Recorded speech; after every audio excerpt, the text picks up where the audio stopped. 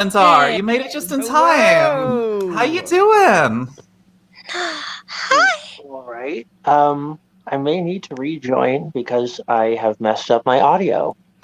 Yeah, Um, hey, we had the similar problem a little while ago. If you just leave the broadcast and then jump in again, that should fix it for you. All right, so everyone, welcome to everyone out there in the YouTube Twitch world. The purpose of today's stream is basically me giving these four lovely individuals a platform to talk about their experiences with autism, what they feel are sort of like some societal misconceptions around people with autism, and basically just let them talk about all the ways that like capitalism affects the community, the ways in which like ableism and other societal constructs are actively harming their community that people outside might not be aware of, and basically just like be a really good talk about like what should people know about your community that maybe isn't like common knowledge. So how I want to start is just give y'all a little time to introduce yourselves, and basically talk about like your experiences pre and post diagnosis. Kez, welcome. Thanks for joining us. Hi. But basically start off kind of like by talking about your experiences pre and post diagnosis. And then we'll get into like more of a free form discussion about societal misconceptions that people have about you, experiences you've had from like the way that family members treated you, the way it seems like people around you react both before and after learning you had autism. Because I've heard from my girlfriend that people told her plenty of times, "Oh, you don't seem like you have autism." I know. And it's just like, it's such a like a wildly insensitive thing to say. And then afterwards, of course, we can get into kind of like the wider subjects of like, how does capitalism affect your community when it comes to like job opportunities, healthcare, and all these other things. Like, how do you feel you're affected? What have you heard from other friends? Just whatever we feel like getting into. So what we'll do is from where I am on the screen, let's work clockwise. Again, whatever y'all feel comfortable going into, whatever you feel is relevant to the discussion, by all means, this is your discussion. So, Trekkie, we'll start with you. Awesome. I just need to clarify. I was thinking Kezbox for the compliment on my wig. That's... It is fabulous.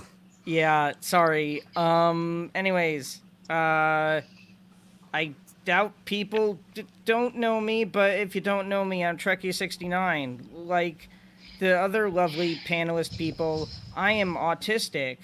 And by the way, I'm also pretty sure everyone on the panel is also LGBTQ people also, which I'm just like, fuck yes. Yes. I just want to point that out right there. I am, you know what? Y'all probably do know me, and if you don't know who I am, go check out twitch.tv/trekkie69. And to start off, I don't really remember my life pre-diagnosis because I was 5. Valid. When I got it, I don't know when autism came into the picture, but I do know for a fact that I was diagnosed with Tourette's and some other related stuff when I was 5. So I really, yes, indeed, follow them, Kezbox. I even though I don't believe there's a man on this channel. Sorry. So you said, pre and post diagnosis? Again, my all experience is post diagnosis. How in detail do you want me to go? As far as you feel comfortable going into. Oh, because I want to let other people speak. That's why I was asking. Yeah, definitely. Well, we have like a good 2.5 hours totally open. So, I mean, there's plenty of time. Okay, but I mean, since this is more of an introduction, I'll kind of give a more broad-minded stuff. So, fullest, I know this is specifically on autism, but I'm just going to indulge my OCD and give my full diagnoses. I have Tourette syndrome, ADHD, OCD, anxiety, depression. Did I say OCD? Oh, and Yeah. autism. Several different types of autism. I got pathological demand avoidance, which is essentially, among other things, ironically, PDA manifests itself in anarchistic behavior in terms of not respecting authority and not saying, when parents say do it because I say so, I rage quit to my room.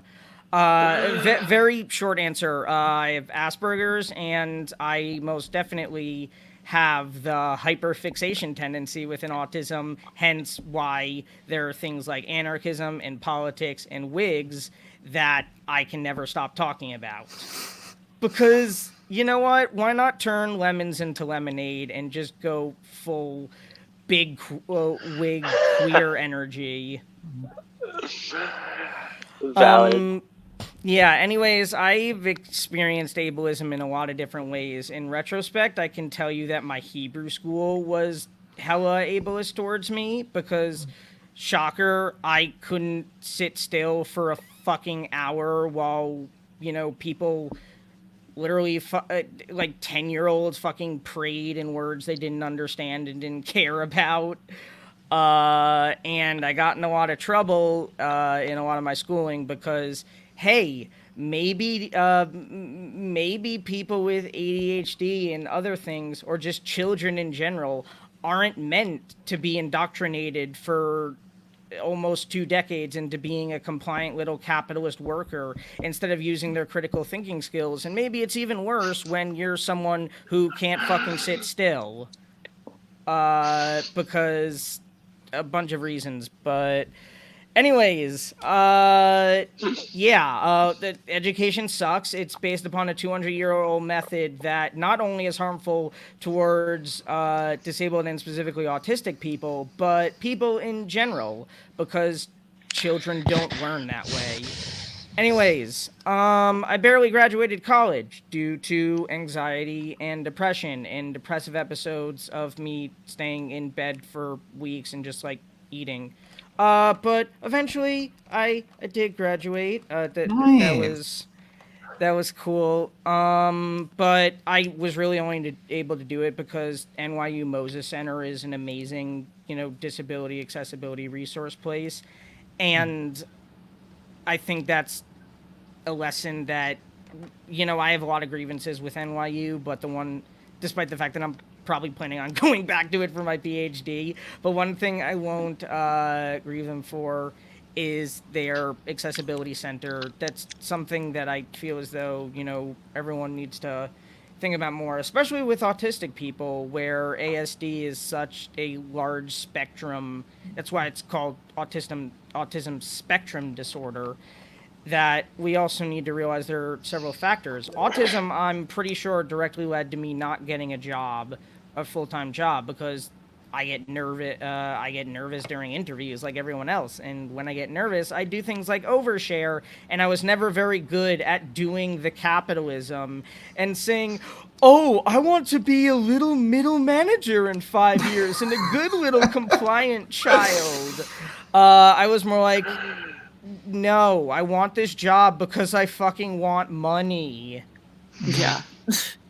Anyways, that's my short story that led me to academia, because I realized that hyperfixation on things like anarchism and theory, again, I got the privilege to go into debt. This is probably my best chance at, actually maybe getting somewhat steady employment.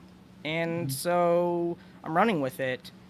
That, and I'm just doing Twitch as kind of a passion project. I'd see it as praxis and agitprop. No, it's definitely good praxis. Yeah. Like I came up with a nickname for this, the Praxis Panel. So hey, I think it's cute. I love that. Nice. Okay, so we're going clockwise. So Emily, if you would like to take your turn. Hello. I am Emily. Hi. Oh my God.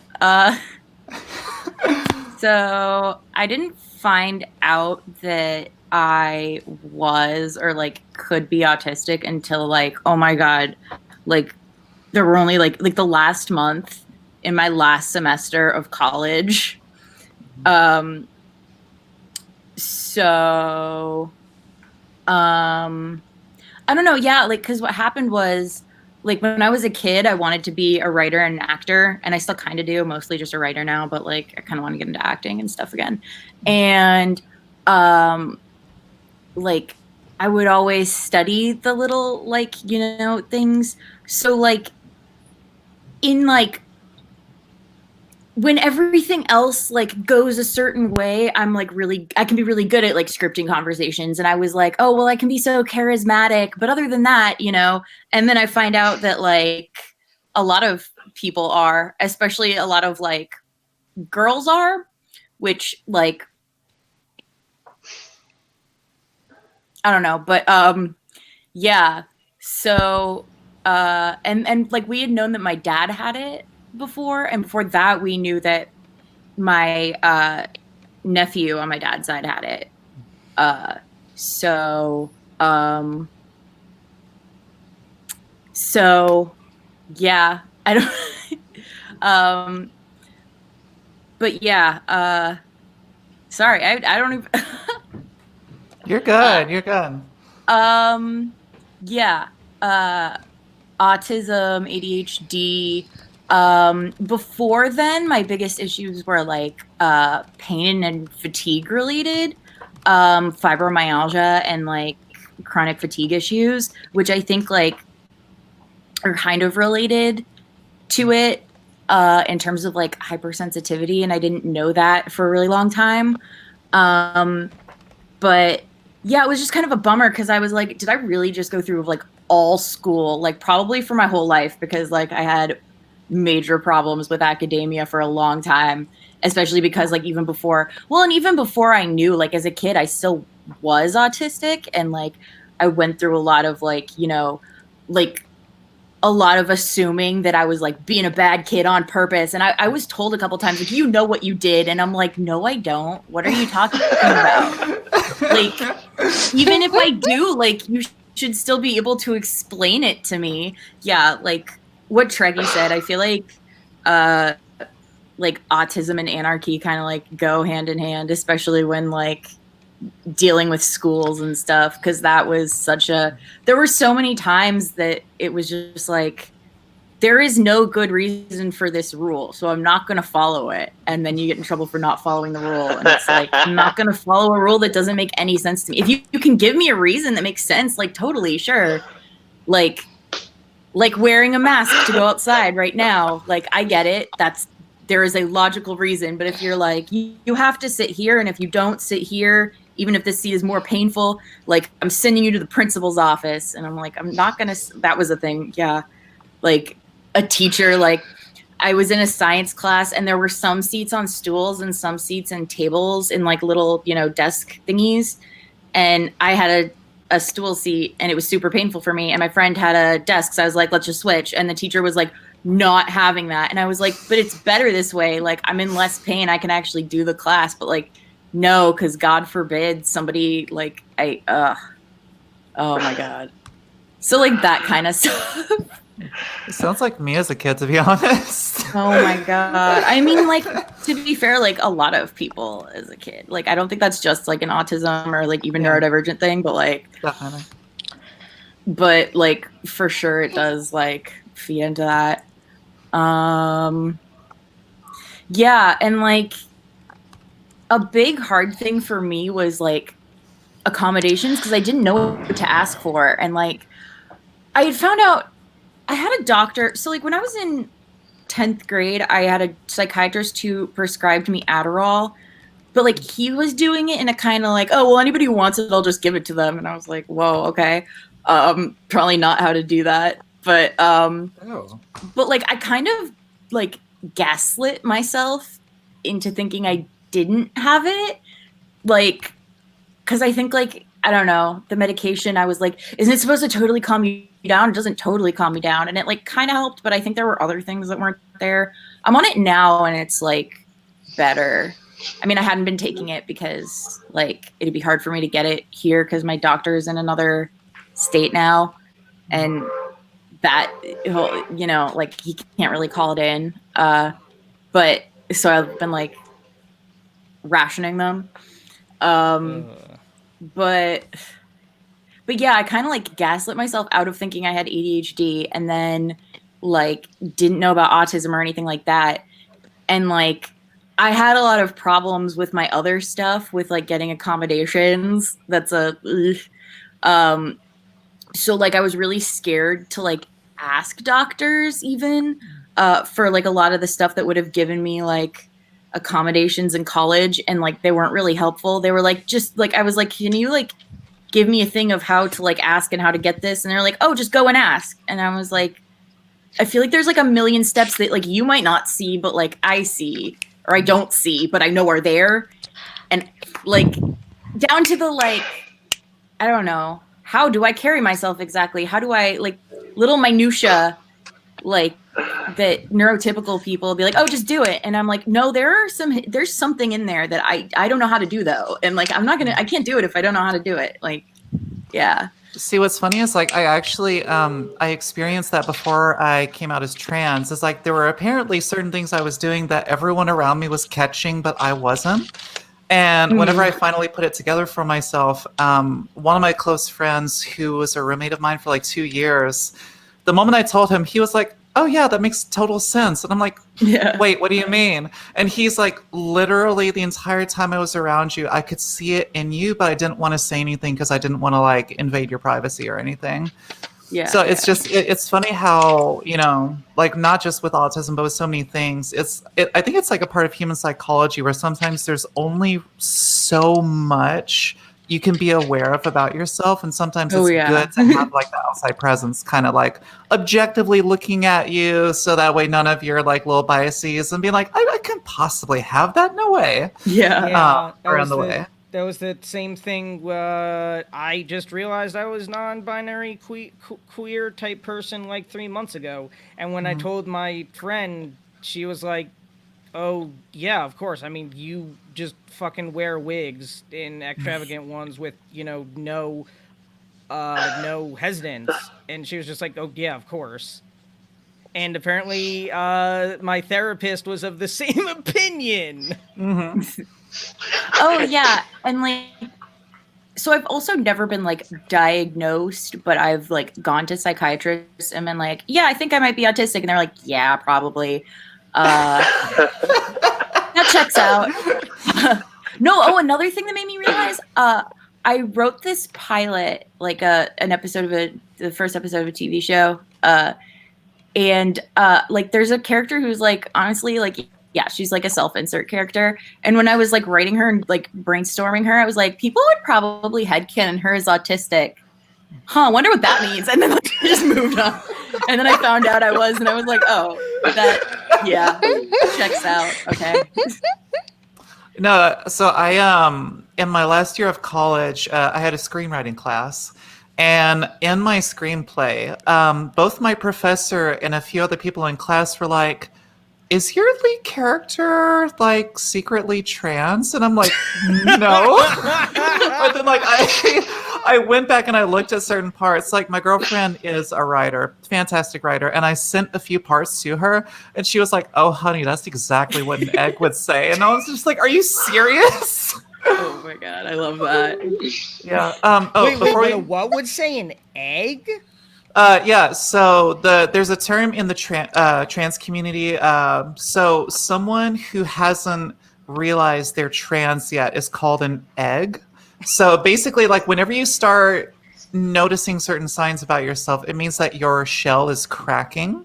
And then once you finally have that realization of, oh my God, I'm trans, your egg has cracked. And holy shit! You're born. And look what happened when I shattered my egg. The yolk became exactly. like manifested itself as that. Oh, also, before we go any further, for everyone in both my and Trekkie's chats, if y'all have any links to charities that are not Autism Speaks, please post them. Because I actually don't know of any offhand, but I've heard about Autism Speaks' reputation.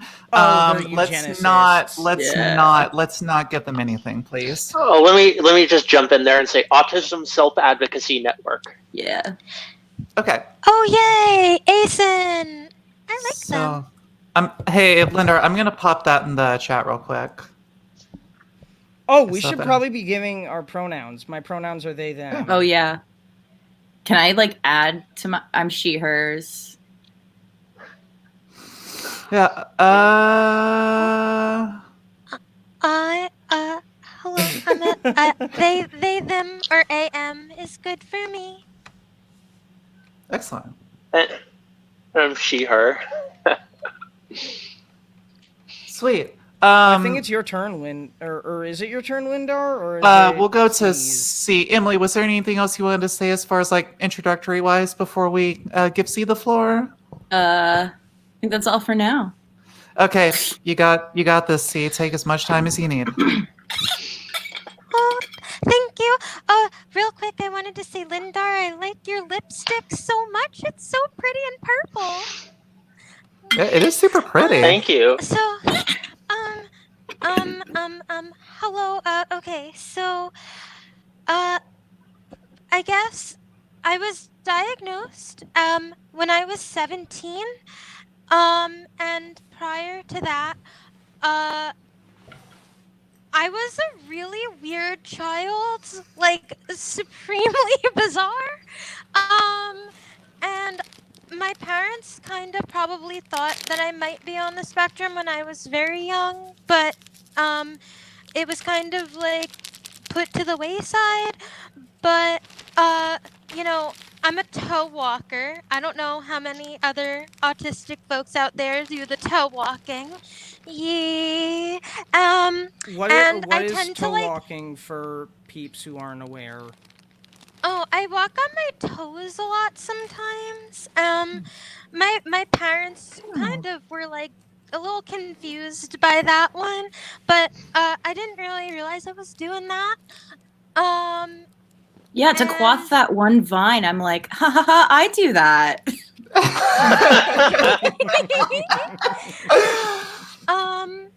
Also, if you put me in a room with other people I'm comfortable with, I mimic behaviors pretty quickly, and I didn't like notice that I was doing that for a while.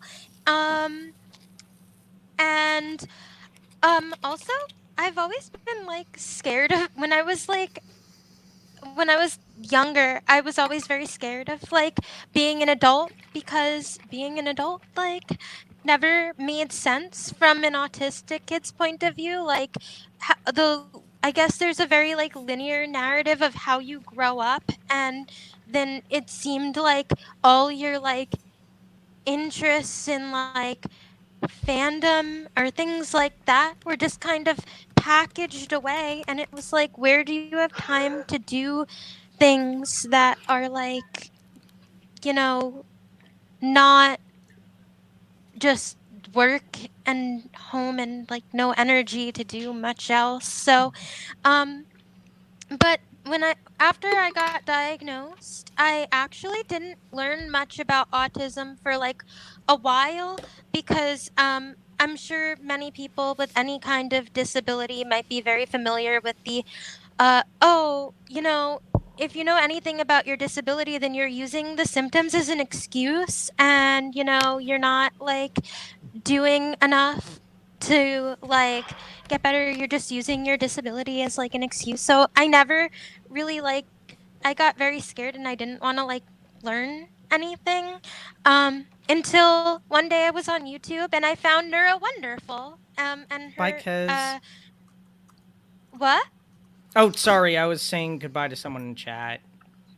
Oh, okay. Continue, please.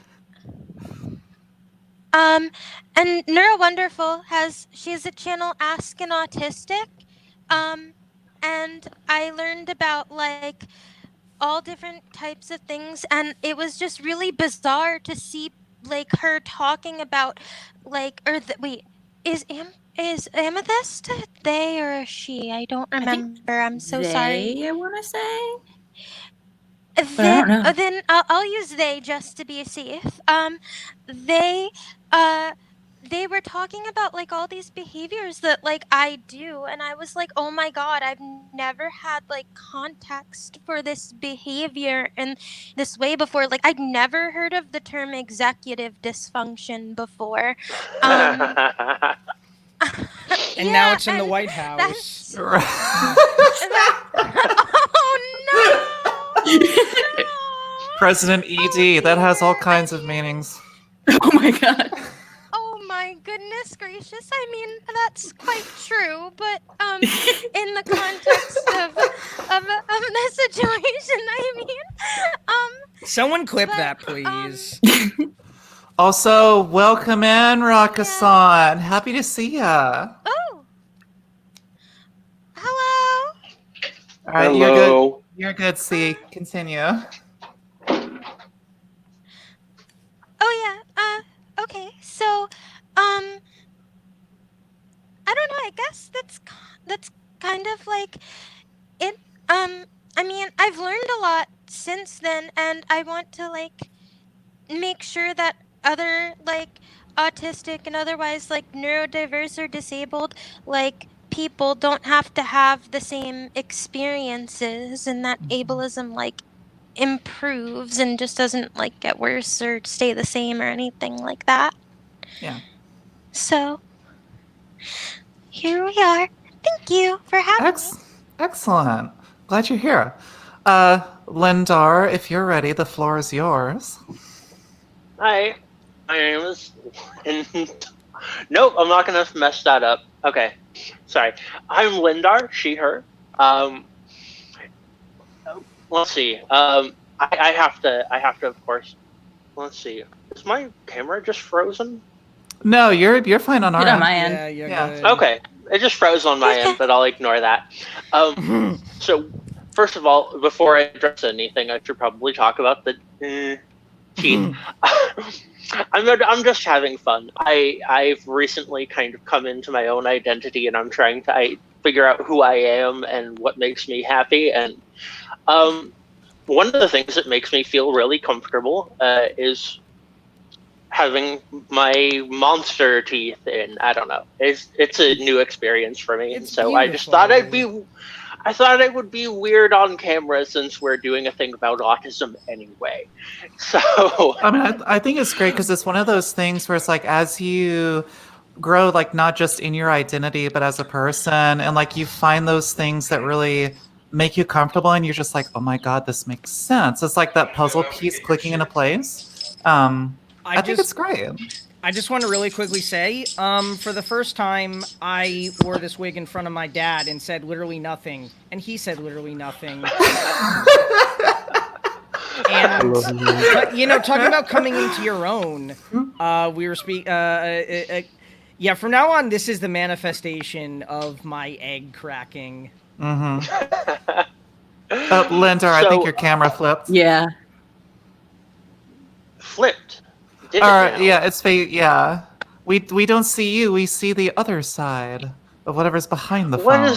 What there is you are. going on Back. here? Anyways, sorry I'm back. to interrupt you. Continue. You are beautiful with your teeth. Thank you. So when I was a child, I experienced a lot of the same things. A lot of I don't understand why this is a rule. A lot of contradicting teachers. I was always the weird kid. For a little bit more context, when I was much younger, I was 6. I was still 6'4", but I was 140 pounds, very slender, very androgynous, very elf-like. And then life happened, and I got bigger and I got nastier. And orcs are just corrupted elves, right?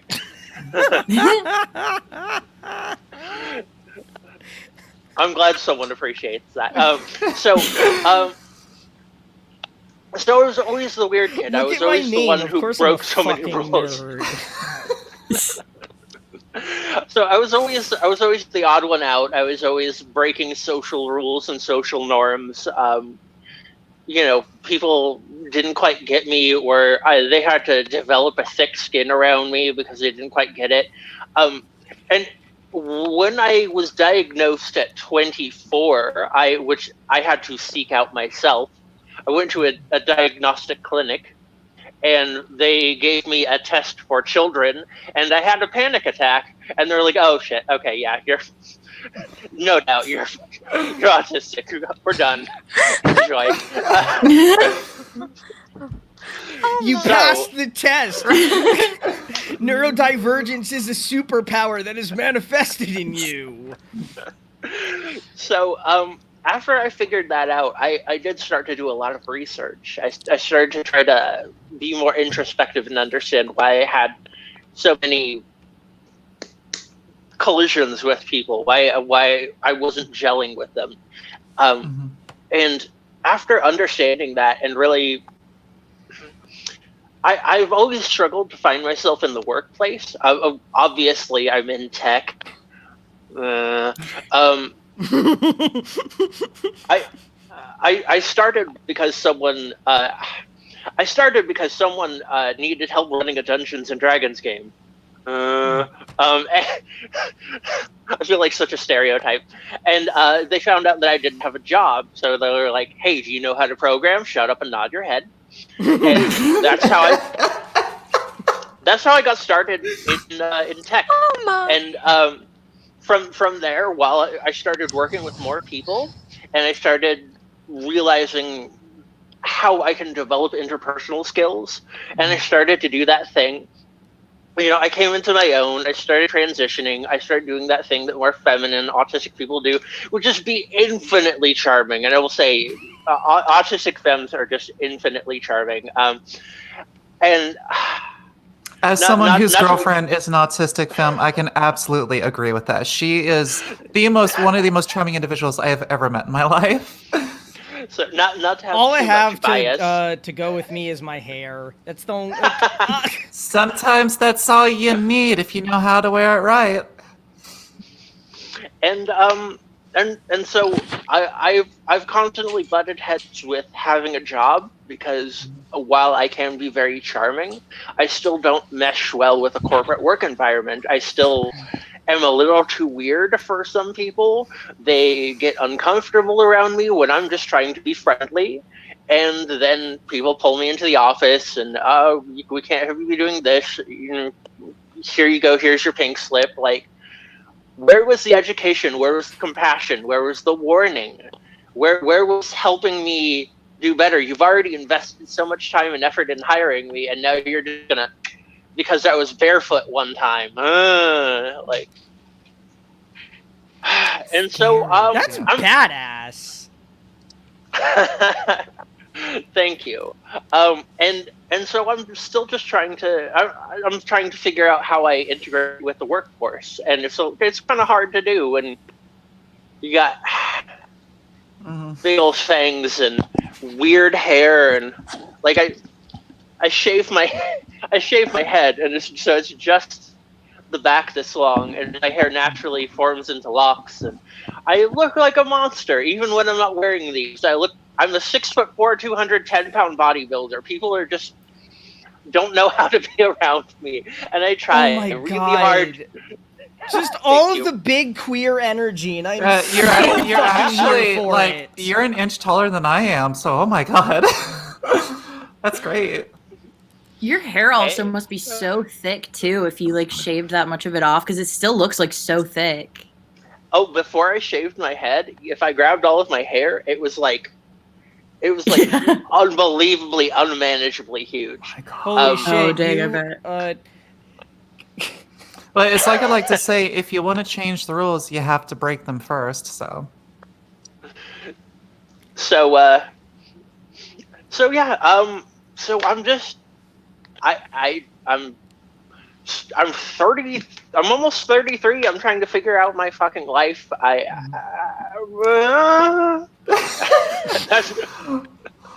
I know. I have issues with technology. Like, my browser crashed yesterday in the middle of a stream, and I was just like, "Are you serious right now?" No. So like, I'm 29 and still very much figuring my life out. It's just now that I'm doing this, I'm like, "Oh, this actually makes like a lot of sense. Okay, let's keep doing this." Yeah, it's just been within like the past ever since I started grad school. I really kind of, I think it was living on my own, and just doing well and functioning well.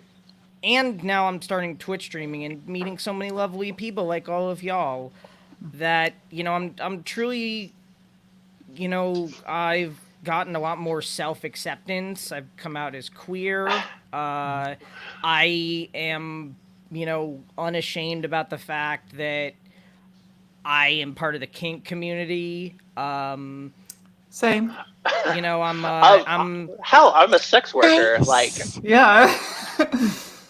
Cool.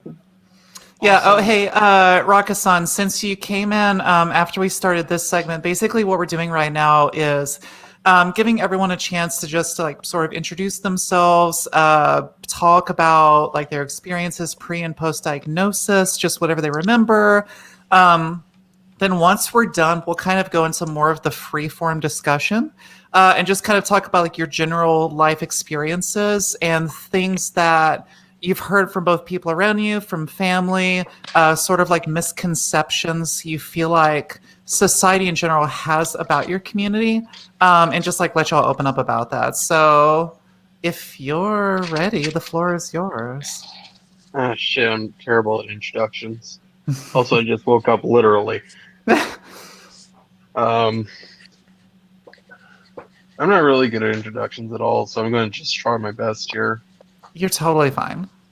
I was, I guess, diagnosed with autism at around, what age is 5th grade again? Like 10-ish? Yeah, somewhere around there. Yeah, like 10, yeah. 11? Somewhere around there. Yeah. And before 5th grade, before I got into the special education program, whatever the fuck that's supposed to mean, but whatever. It's the like I know. most ableist term I've ever heard in my life. It's so gross. Oh, I know. It's weird. I don't get it either. I was a very unruly kid. Like most teachers couldn't deal with my ass. Trying to deal with like contradictions of what Lindar said, like everything just didn't make sense. Going back and forth. Or teacher said one thing, then it's like, oh hey, the principal comes and says, hey, you're not supposed to do that, or whatever. It's like just so confusing, and I just couldn't deal with it. And it's like around 5th grade, I guess I got diagnosed with the old term of PDD-NOS, whatever the fuck that means. I've never even heard of that. neither It's like have a- I. pervasive developmental disorder not otherwise specified. That one. Oh, okay. So it's like it was that one. So, and ADHD and orbital defiance disorder. So yeah, that doesn't help with anything. And I was not really into trying to be like forced into like a confined space of being told, oh, this is what you're supposed to do, yada yada yada. It's more of like I'm not like a normal person. I'm something different, and I have to be with other people that are not like quote unquote normal or whatever like that. Like I'm just another thing that I'm supposed to be taught. It's like you're around- sort of like being forcefully integrated whenever it doesn't feel natural to you. Yeah, then it's like 6th grade was honestly the worst year. It's like I was dealing with stuff of other classmates because everyone was different too. It's like I didn't know what people were dealing with themselves in their mind neurologically, and it's like it was just so much. It was just constant annoyance of like I can't deal with these people per se. It's like more of like I'm very easily drawn to anger from just being annoyed over time. Same. Then, then Then 7th grade, it was around the time of I was dealing with someone who was compassionate, who was willing to learn, teach me, and all that. Because that's how, like, 5th grade was okay, like, had my issues there. And 6th grade, it's like the teacher and the people working with her were like, didn't really want to teach per se. They didn't want to help until 7th grade and 8th grade, where I got that help that I needed of being told that I am a person, like I'm willing to be treated like a person instead of a thing. Then around 9th grade, I was still in the special education program, but it's like it was just a mess on my whole transcript itself. Then 10th grade is when I started going back into regular classes, with the general populace, and it was fine per se. It's like I just didn't want to do stuff like always because of how I am. But it's like so far I went through it just fine. It's like I'm on the higher end of the spectrum, not really like I'm just considered like normal per se if I'm like quiet or whatever. Then it's like I'm 19 right now and I'm not going to college because that stuff's expensive, and my high school transcript is a mess because of the special education program and how the district itself mishandled it by not allowing the teacher to allot certain classes. So that was a mess. So it's just annoying and all that, how in schools themselves, like the program itself is second class to anything else, where the teacher trying to do their best is just tossed to the side, where the complaints are not listened to, or the district wants to try something new, but the teacher says this will not work, this has been tried before, but the people running the place just want to keep doing it over and over and over again to see if it works, when it doesn't. Yeah, sort of like how education is not supposed to be a one size fits all.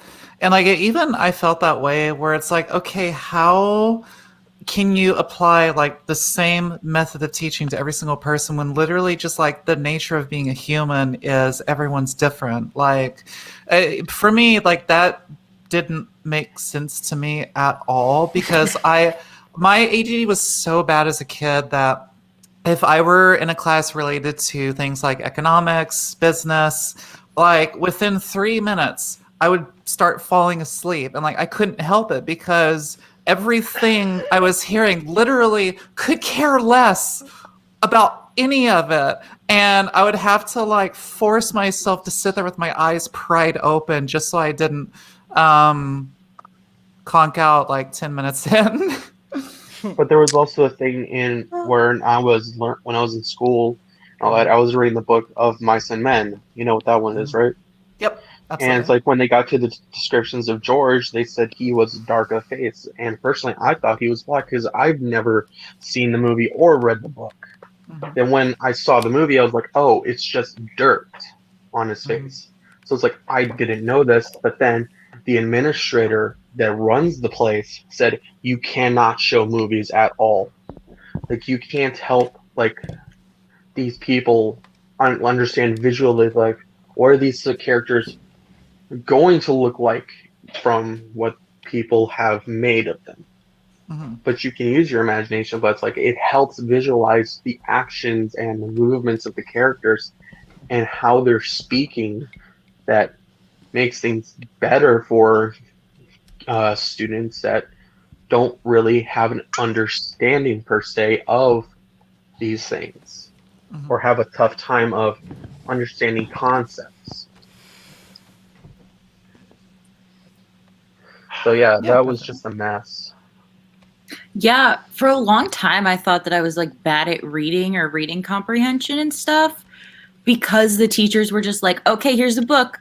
What does it say? What happens? And then just like leave it at that. And it's like, I don't care. But then I had this teacher like almost all throughout high school through 3 years. And like, he was like, what does it say? But what does it mean? And why does it matter? And like would talk about stuff through like different lenses, you know, like, I mean, obviously weren't going to do like a Marxist lens in, you know, like high school in Virginia, but like through a feminist lens, what would it say? Through a like this kind of, you know, like what would this kind of person say about this?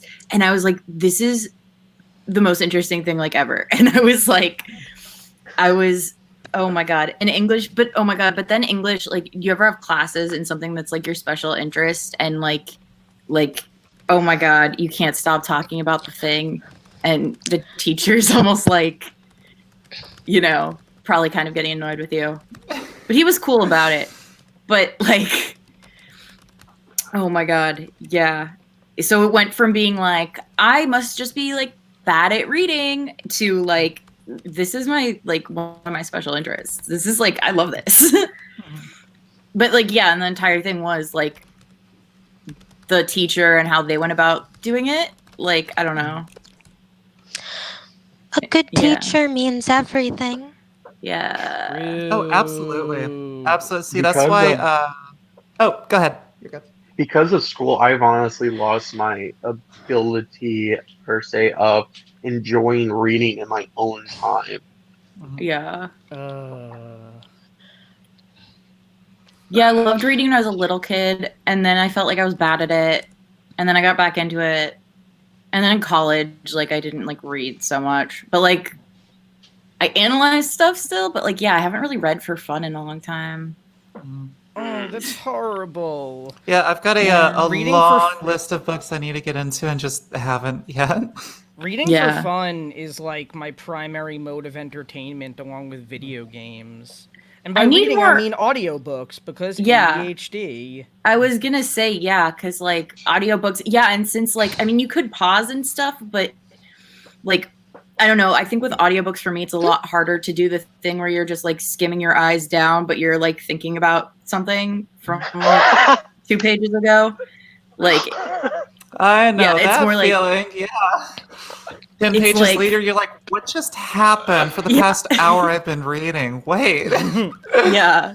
I think I need to, like, because... Oh, I'm sorry.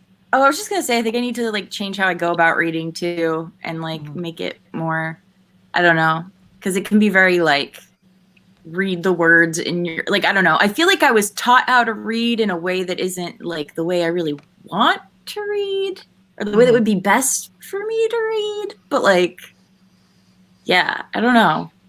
Yeah, it's kind of similar for like. Oh, go ahead, see. You know, Saint Exupéry, the guy who wrote The Little Prince, he had this quote about how, if you want to get the shipbuilders to build a ship, you don't give them the materials to do it. You teach them to long for the endless immensity of the sea. Ooh, that's beautiful. Yeah, That I is mean, gorgy. he said it beautifully, but I think it's very true. You can't just give you have to like instill in people the longing to do a thing. And I guess there isn't a lot of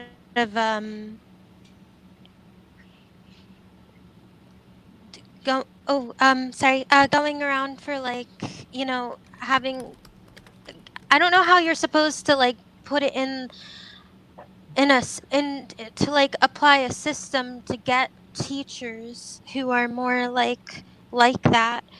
And I don't think in our current system there's much of a want to do that. Yeah, it's like there's a lot of rigidity in the modern education system to where they don't think about teaching kids like, okay, well, why do they need to learn this? And like doing everything they can to inspire the kids' imaginations, their creativity, basically like giving them the drive first.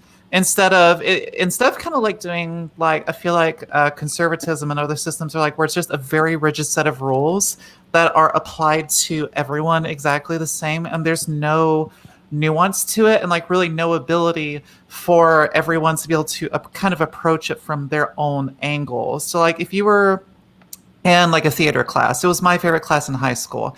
Not Me everyone's too. going, hey, I mean, it makes sense. Oh, I thought I was going to be a professional actor until college.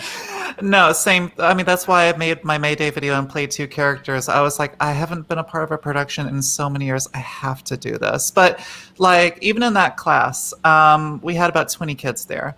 And everyone was kind of given more of a free form approach to script writing. We would put together like short skits. We were taught the basics of like stage building, the history of acting, things like that. Like my teacher was really good at really allowing people to be a bit more comfortable in their own approaches to like studying and learning, because like theater is art, you know, it's all about creativity. And like I really appreciated that she saw that kind of like foundational thing about it, and she let the kids in class like take that approach, you know. And you don't see that enough, you know, especially with people who are neurodivergent. You know, it really feels like if there were more teachers out there who took that approach and basically letting everyone feel comfortable, they don't feel anxious with, you know, going into class with not being interested, like they figure out how to let everyone sort of find their own way in. Like I really respect people who do that, but just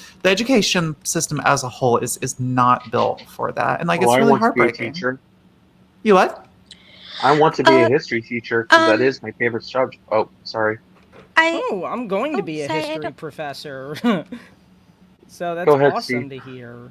Yeah, go ahead, C. If it's okay, so hang on, I put a little bit of notes so that my brain could be in somewhat of an order. You're totally But, fine. In that That's regard, awesome. in that regard, I think that there's a lot of lack of like support structure for both parents and for the school system and for work. I wrote a little bit that basically like even if you have like like supportive parents or supportive teacher, the lack of like systemic like kind of like access and like programs, and even for just the existing programs, how difficult it can be to like access them, makes it really difficult for like for parents or teachers who like want to help the kids and like other like people that they see in their daily life be able to be like successful. Like my dad got me DDD, which is like the state program that helps with like developmental. It's like literally the Department for Developmental Disabilities, and like it's just you have to have SSI to qualify for it, and you have to like, and there's so many hoops that you have to jump through with like paperwork and stuff. And like when you look at it on a school level, like getting access to an IEP, knowing how to efficiently use that IEP, like it's so challenging to want to help people, especially when you've already got like 9 million other responsibilities that you need to do in like a capitalistic structure with a nuclear family, and which like isn't really enough people, like so you're frequently out of spoons and like trying to do other things. Like it's just this is not it's not like a very ideal situation. You are preaching so much truth right now. For sure. Every bit of that was just like yes, Yup. yes, yes, yes, yes, Yes. yes. Yeah, because like absolutely. with so much disability stuff too, it's very like means. I mean, a lot in our, you know, capitalist society is very like means testing, means based. But like I'm thinking because like ninth grade I had some troubles. One of the big ones being that the school was like, oh, if you want homebound, which is the thing where like you don't have to come into school, like we send somebody to you, then you have to not come to school for like a certain period of time. And then at some point I was like, I'm not doing any, like I need to get my education and like I was feeling good one day, but it was like an off and on type of thing. So I went that one day, and then like right after I went, they called my mom like, "Hey, we got it for her," and she's like, "She's in school now," and they're like, "Oh, well, never mind." And then again, we tried it again, and then they kicked me out for missing too much school. Oh my God. That was fun, but like honestly, like I'm kind of the opinion like if anybody wants for whatever reason to like not go into school and to have that like be able to do that from home, like they should be able to. And like I don't know, like ugh. Well, Like, with the current pandemic going on, that's true. Yeah, that too. They're like, oh, there's no way we could. You have to like have your butt in the seat in class. And now that it's like a thing expected of everybody, like to stay home. Now that nobody, like suddenly they're all online. Like, Oh, it's almost as if we could have done this the whole time, but we chose not to because it inconveniences us a tiny bit. Another issue with the another issue with the school system itself is that these programs that are meant to help kids with neurological problems. Sorry if I'm saying the wrong words here. I'm trying to work this. It's like it's so underfunded. Okay. Neurodivergent children is totally cool. It's like it's so underfunded that the teacher, well, all across the public schools, but it's like even more so with these programs, is so underfunded that the teacher pretty much has nothing to help. Like they probably have so many old books that they have to deal with that, while the general populace children, they get the more up-to-date books. I also feel like the amount that teachers have to work, the amount of work expected to them, and the emotional labor that like comes with that too, like it's a recipe for like making them as irritated and grumpy and like in as bad a mood as possible, which has like a negative effect on the kids too. Like, so like true. It just makes everybody miserable. Like it's just like this endless like negative feedback loop. Yeah, exactly. There's also the fact that again, teachers are, fed this line about, oh, you're educating the future generation, teach them to think critically, da-da-da. And then the reality is, no, we just want good little capitalist drones who learn how to sit for 8 hours a day and doing nothing versus, actively engaging with their critical thinking skills, which, by the way, is a good way to teach children.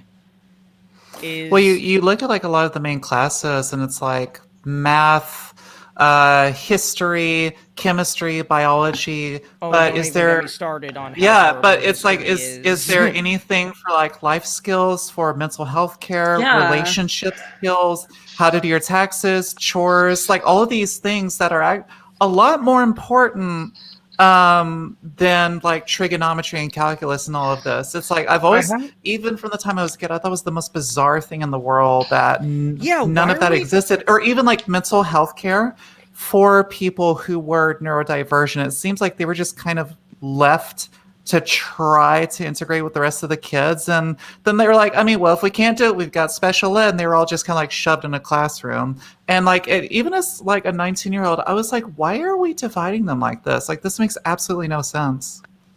I had in my school, we had a class that taught kids that how to sign a lease or read through a lease of apartments, like make a sign for getting a roommate. Making a that's cool. Wish I'd had that. What's it called? What the when you give someone your application? That's it. I forgot the word. Like teach you how to do all these things, but like I don't know how across the board it is for the district itself and throughout my entire state.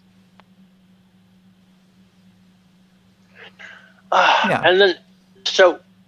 My personal experience, at least of high school, of quite a bit of my education, was I was not put into a special education course. I was just told, "You're so smart. Why don't you apply yourself?" Oh my god! No. Oh wait, you're Omega cringe. Oh no! Wait. Could you repeat that? It got in a bit of an echo. I said, sorry. The groaning was. I was told in school, "You're so smart. Why don't you apply yourself?" Yikes! A I big told Yeah. myself Uh, that a bunch. Yeah, that's like part of what I was saying about like I'd like gaslight myself about like ADHD and stuff. I'd be like, "Nah, I'm just like terrible. Like I don't know. Like I just need, to apply." But like and so yeah, but like I'm a very like ambitious person and like there's a lot I want to do or I want to do something. Like nobody puts more pressure on myself than me, but that pressure just backfires because I can't like oh, mood. do anything about it. So Yes. like and it's And- frustrating because like the kind of pressure I put on like there's like a bit of like, the capitalist because you need to like survive. And I'd like a couple nice things as a treat. But like I like a lot of the times the things that like I am driven to do aren't like necessarily what the world we live in a society that drives you to do. And a lot of times like it's been an issue of like how can I incorporate the two, like which is part of why I went to film school and spent way too much money on that. I went to a sister school of okay. Do you know about the LA Film School? I went to their sister school, the Los Angeles Recording School. Absolute garbage. That's actually how I got my first tech job, though, was meeting someone through the LA Film School. Oh, nice. Yeah. Was it like a music or a like entertainment tech, or was it? It was recording. So oh yeah. It was mostly recording and mix engineering.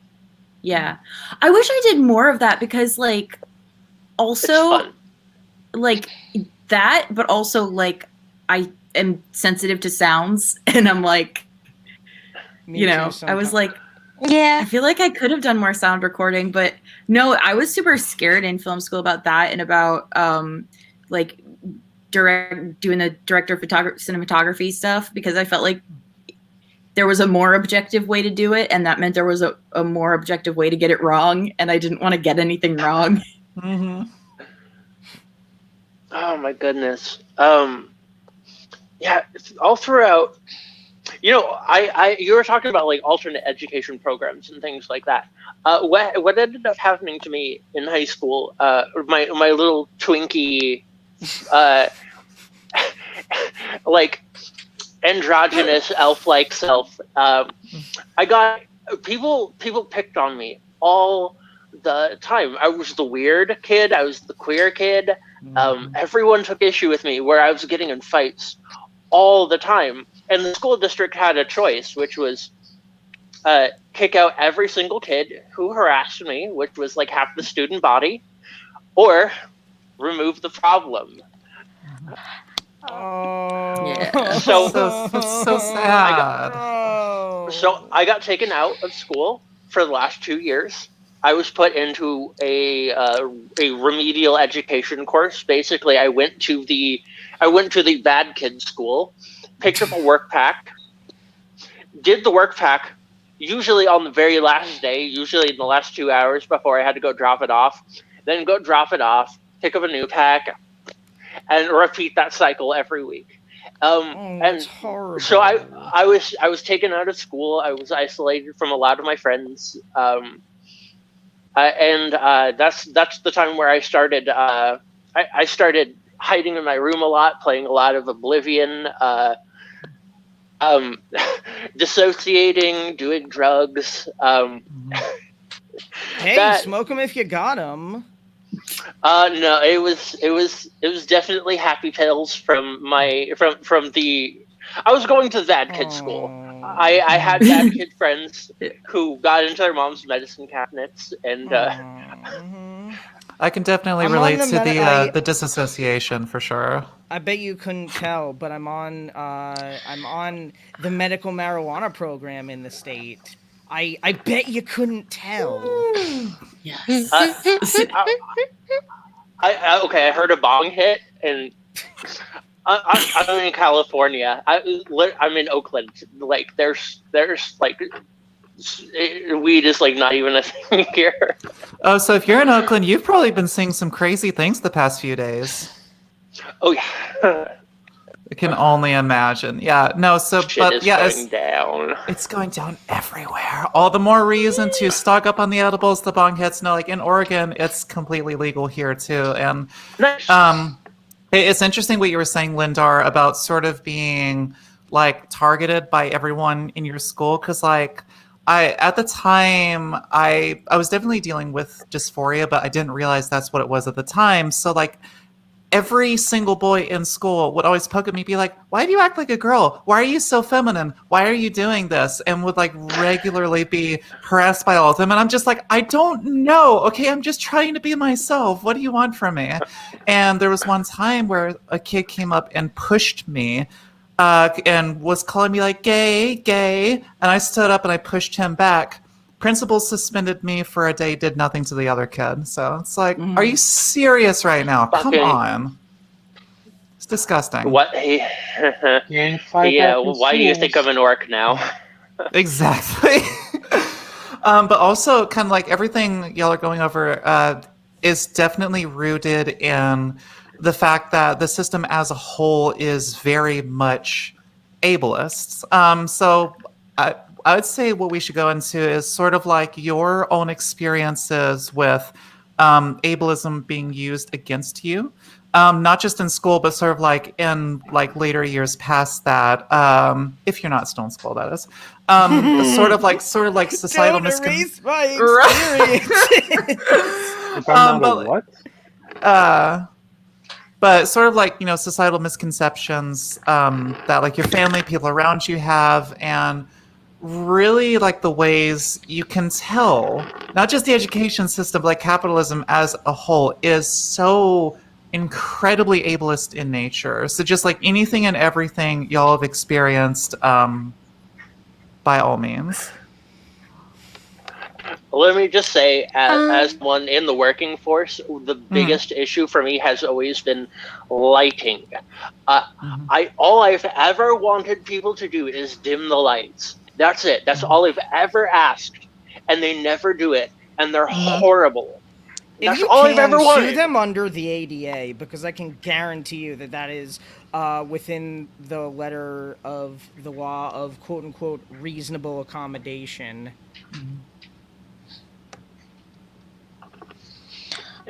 Sorry, I just wanted to say that you're perfectly within your rights to do that. Tricky, you said the IWW can help with that kind of stuff too, right? Oh yeah, unionizing your workforce, especially if you're in a radical union that largely gives a shit about marginalized and disabled people like the IWW, worker power and unionizing will help them, enforce OSHA rules, but also the ADA. Yeah. Yeah. See, were you trying to say something? Oh.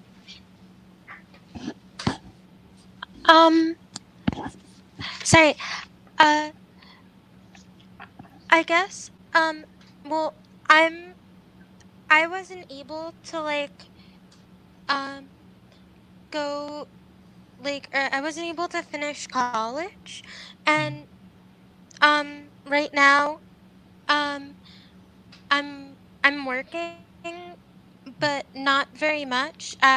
Thankfully, my parents work with kids, so they have some information available to them more than most about um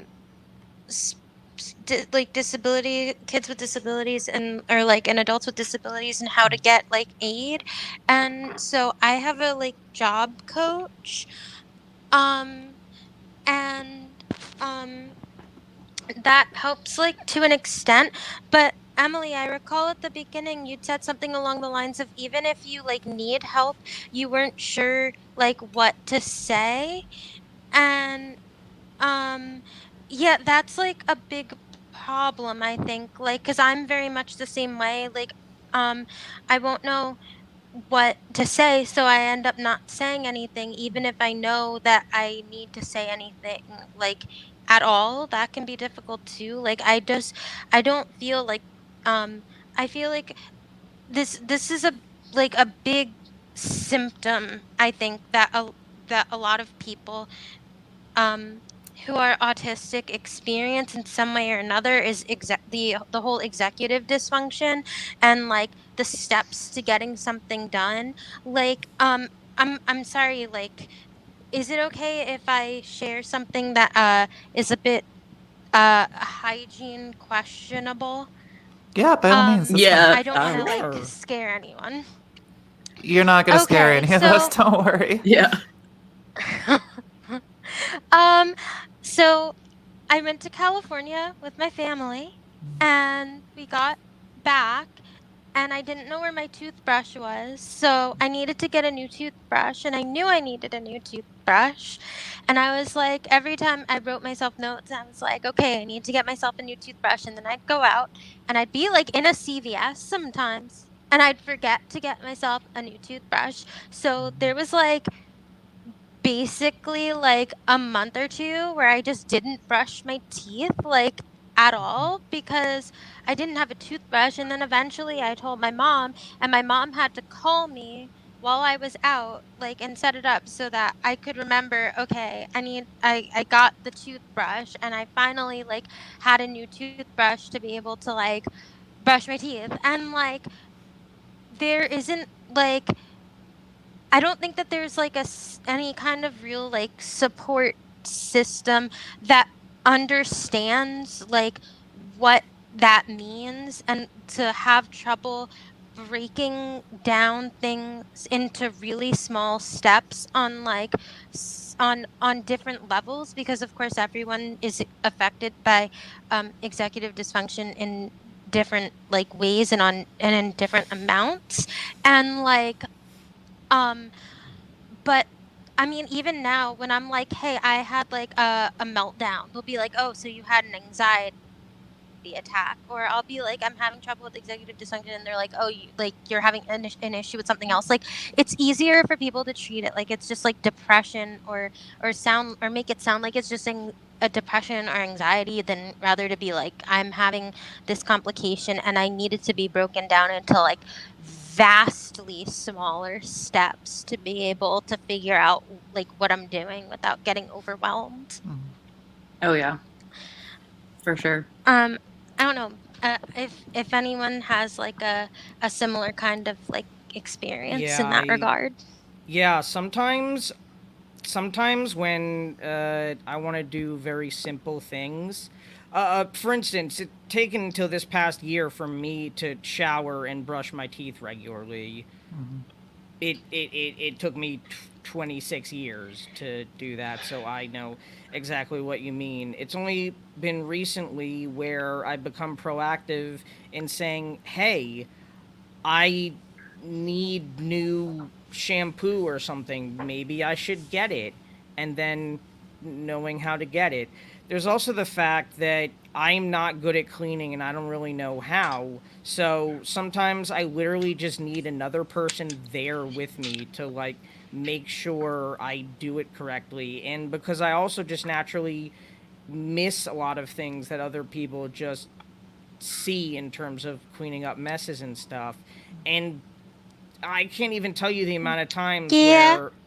where people are like, but the stain is right there. It's so obvious. It's huge. Or you know, I'm trying to find something in the fridge. It's right above you, and I'm like, well, fuck you. You know, maybe it's easy for you, but the brain no process things the goodly way. Yeah, and Yeah. I mean, sorry. Sam. Or wait. Sorry. Trekkie. no, it's so I should use it's fine. Trekkie, right? I have given people my first name before. It's no big deal. Do you prefer? I forgot to ask you if you want to just if I should just call you Trekkie on here. Sorry, I know Trekkie IRL. And so like, but Trekkie, so like, when I've mentioned like the like I have issues with like doing like um I'd love to write, like, if I could write a paper, but a paper seems to me like a thesis paper, it seems like insurmountable, like like a mountain range, and I don't know how to go about like climbing that. Like even going down to sit in the library, it's like just there's too much, and my brain just kind of like shuts down, and it's deeply frustrating, especially like, oh, like Lindar, you said, you don't apply yourself. I mean, has anyone ever heard the well, you must not want it enough? Mm-hmm. That's been used against me many times. Yeah. Oh boy. Yeah. Oh god, it's so bad. And that's when I'll use it against myself a lot too. Mhm. I'll be like, somebody else really wants it. They're putting in all of the work. Why aren't you? Like, ugh. Oh yeah, all of my like self-image and confidence issues. Like I'm in a space now where I've done a lot of like mental self-care over the past year and kind of being like more aware of certain thoughts and figuring out how to stop letting those thoughts have as much power over me. And I didn't realize how often I would let those little degrading comments come in of like, why aren't you doing this? Everyone else is doing this. Why are you not capable of doing this for yourself? And I was like, that's trauma talking. It's not me. Oh my god, and capitalism talking too. Like, oh my god. Oh yeah, everyone Like- must perform. You must work and you must be Yes. your best all the time. And it's like, that's not Why are- possible for everyone. Why are you hanging Yeah. out? You could literally just Twitch stream yourself listening to an audiobook and playing video games. Why don't you be productive? Produce value. Yeah, be why exploited. can't you just be exploited like a good little Yeah. N-boy? Oh my god. No, but like down to, oh my god, I actually have an example, specific example. So like the big thing for me, especially as somebody who is like I read early, which is like can be a common autistic thing, I guess too. But like I did things early, so like my mom was like, "Oh, you're like ahead of everybody else in all of these ways." You know, people would be like, "You're ahead," and I was like, "Cool, I'm gonna have like an Emmy and an Oscar by age 24, and I'm gonna like have this by this point and this by this point." And obviously I don't. But like what ends up happening, Oh my god, I thought that way too.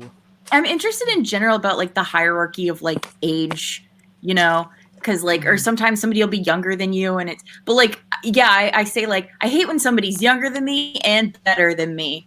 But like, what do I mean by better than me?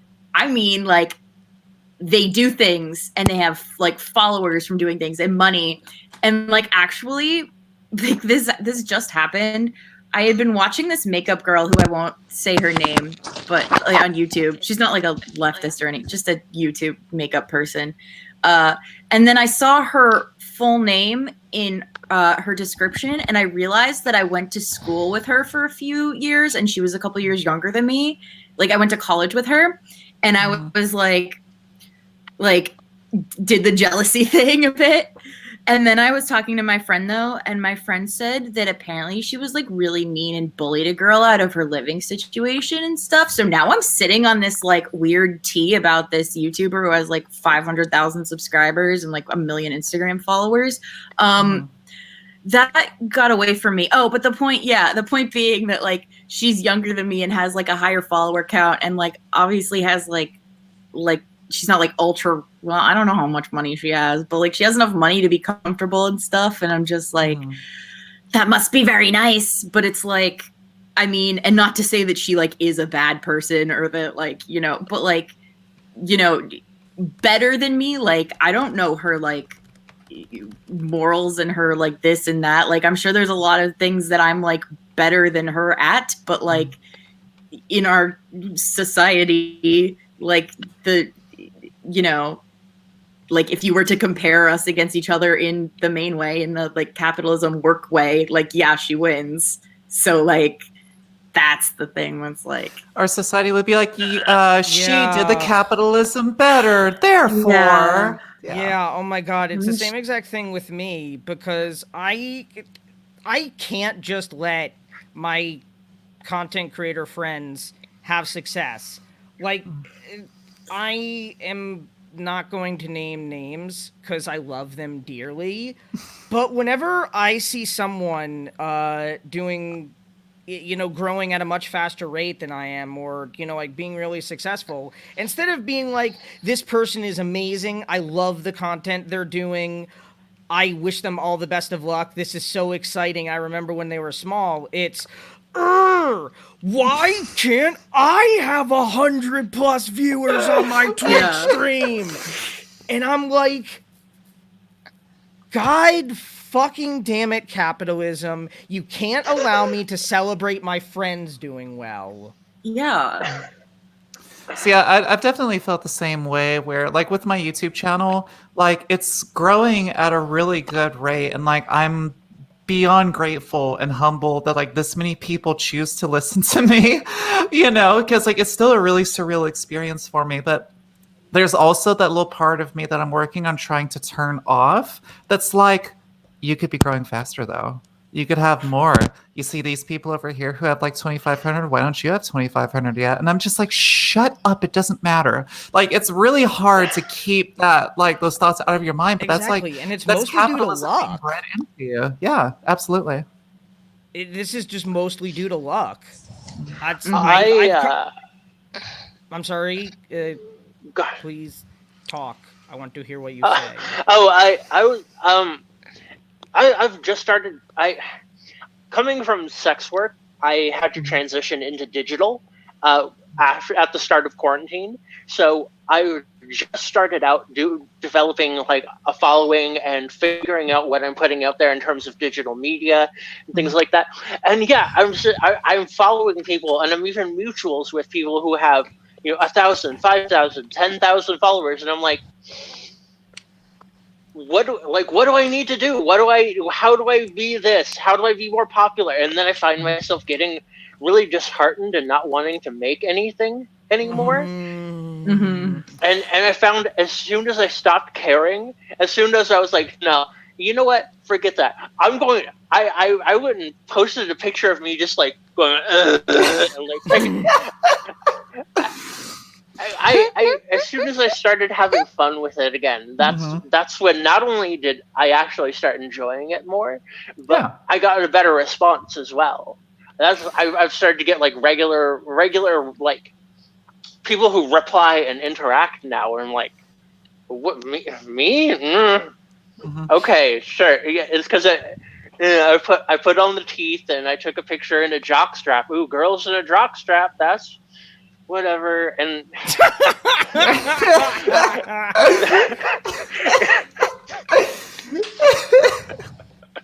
It's so great, though. I mean, yeah, no, it's That's definitely someone's kink. The what? That's someone's kink, but I'm not going to kink shame. Hell yeah! Oh, hey, never kink shame. Like, as soon as I started doing dumb shit like that just for myself, that's when I started enjoying it and succeeding. And I had one other anecdote that I wanted to share, because someone brought up writing. I think C wrote up writing a paper, and how there are so many steps to it. That's why I do video game music. I'm absolutely terrible at writing formal music, because there's a structure, and how am I going to write this structure? And is this a good bridge? And is this catchy enough chorus? And I'm like trying to make music that people expect and people will appreciate, and it's terrible. And as soon as I get to a point where I'm like, no, screw it, I'm gonna write this part, and then this part, and then this part, and then this part, and then this part, and then this part, and there's no chorus or refrain. There's not even a repeated verse anywhere, because I'm writing this for a movie or a video game, and I'm like, I don't have to care. I can just create endlessly without structure. That's when it actually comes out of me. Structure. Same thing with me. Structure is just it's nice in a way. It's nice for planning your day. It's nice for making sure you eat breakfast. It is terrible for creativity. Yeah, same exact thing with me. See, the reason why I haven't been able to help you learn how to write is because I don't fucking know how to write. I mean, I get A's in my papers, Same. but I mean, I am a good I'm, it's not bragging if it's true. I'm a good fucking writer, but that's because my brain works in weird ways, and I'm just like, hey, here's this information. I take notes on it beforehand. There's an opening paragraph. There's a closing paragraph. And then whatever I want to say in between is things that I say in between. Mm-hmm. Yeah, no, It's just kind of like there. My brain kind of structures it. And it's the same exact thing in terms of me getting my grad work done. I can't schedule myself for this time on this date to get my grad work done. I just need to be like, there are 5 days until this is due. I will do some of it today. And sometime the third day. Yeah, and sometime today I do it. And yet for some reason, at the same exact time, when it comes to doing Twitch streams or going on other people's channels or podcasts or pre-COVID IRL shit, I'm like, give me the fucking date and the fucking time and the fucking location. And more likely than not, I will be there at that time and that location. I'm like, but what's the difference? Oh, I know the difference. That's when other people are relying Other upon people. me. Yep. Oh! Yeah, Lindar, what's actually really funny about what you said, Lindar, about music, is that kind of contradicts the whole societal idea that I've heard from other people, like, oh, autistic people have to have structure, otherwise they don't know how to function. And even then I was just like, yes, I'm pretty sure that blanket statement's not true. That demonstrates it right there. I mean, I was a little bit confused by that because, I've never been able to keep a structure, but also, I mean, I know that's the autism and ADHD where it's I'm always thinking wow, I should wake up at the same time and go to sleep at the same time. And if I ate, I feel like I'd feel better, but that's not gonna happen. Mm-hmm. Exactly. There's this feeling of oh, I should do this. I could do this. Oh, shit.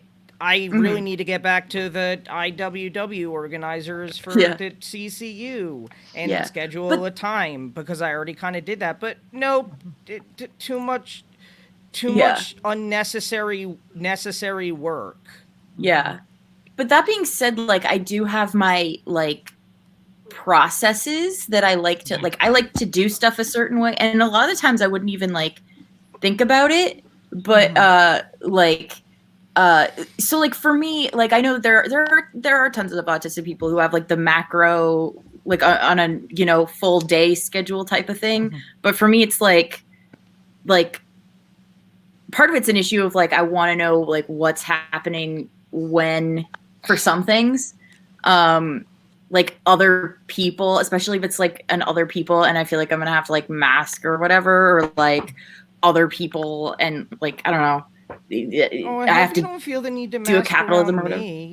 I don't see that's a nice thing about hanging out with other neurodivergent, but also other leftists. Good, because I will ban anyone who says that. No, I'm serious. I will ban anyone from my chat who says anything about talking patterns, stimming, anything. Just flat ban, because I don't tolerate that shit, and I'm sure Alice is the same way. No, see, I'm the same way because of my misdiagnosis whenever I was 6, where I came to find out I have gender dysphoria. I'm not on the spectrum, but my parents were expecting all these behavioral patterns out of me, and things that weren't those things, they would be like, well, it seems to resemble that, so you must have it. And I'm just like, what are you doing? So I hate it whenever people they basically see someone who is either autistic or they have a different kind of disability, and they basically put that person in a box, and they expect this person to act like A, B, and C. It's for me, I have high functioning anxiety, and it's not the kind where it's constantly overbearing, but it's always this little gnawing feeling in the back of my head that does affect everything I do. But people who meet me say, well, you seem so confident and outspoken and like comfortable. And I'm like, it's because I put so much work into it. If you had talked to me like 3-4 years ago, I wouldn't be anything like I am right now. Me too. You know? And I think... No, go ahead, like, Emily. Part of it for me too is like it's so environment based too, in that like, and I think this is part of why capitalist realism, like part of why I loved it, because it pointed out that like your environment and our environment are, you know, I guess like macro environment, the environment of our environment is like capitalism, how that affects people and how that affects things. Yeah, because like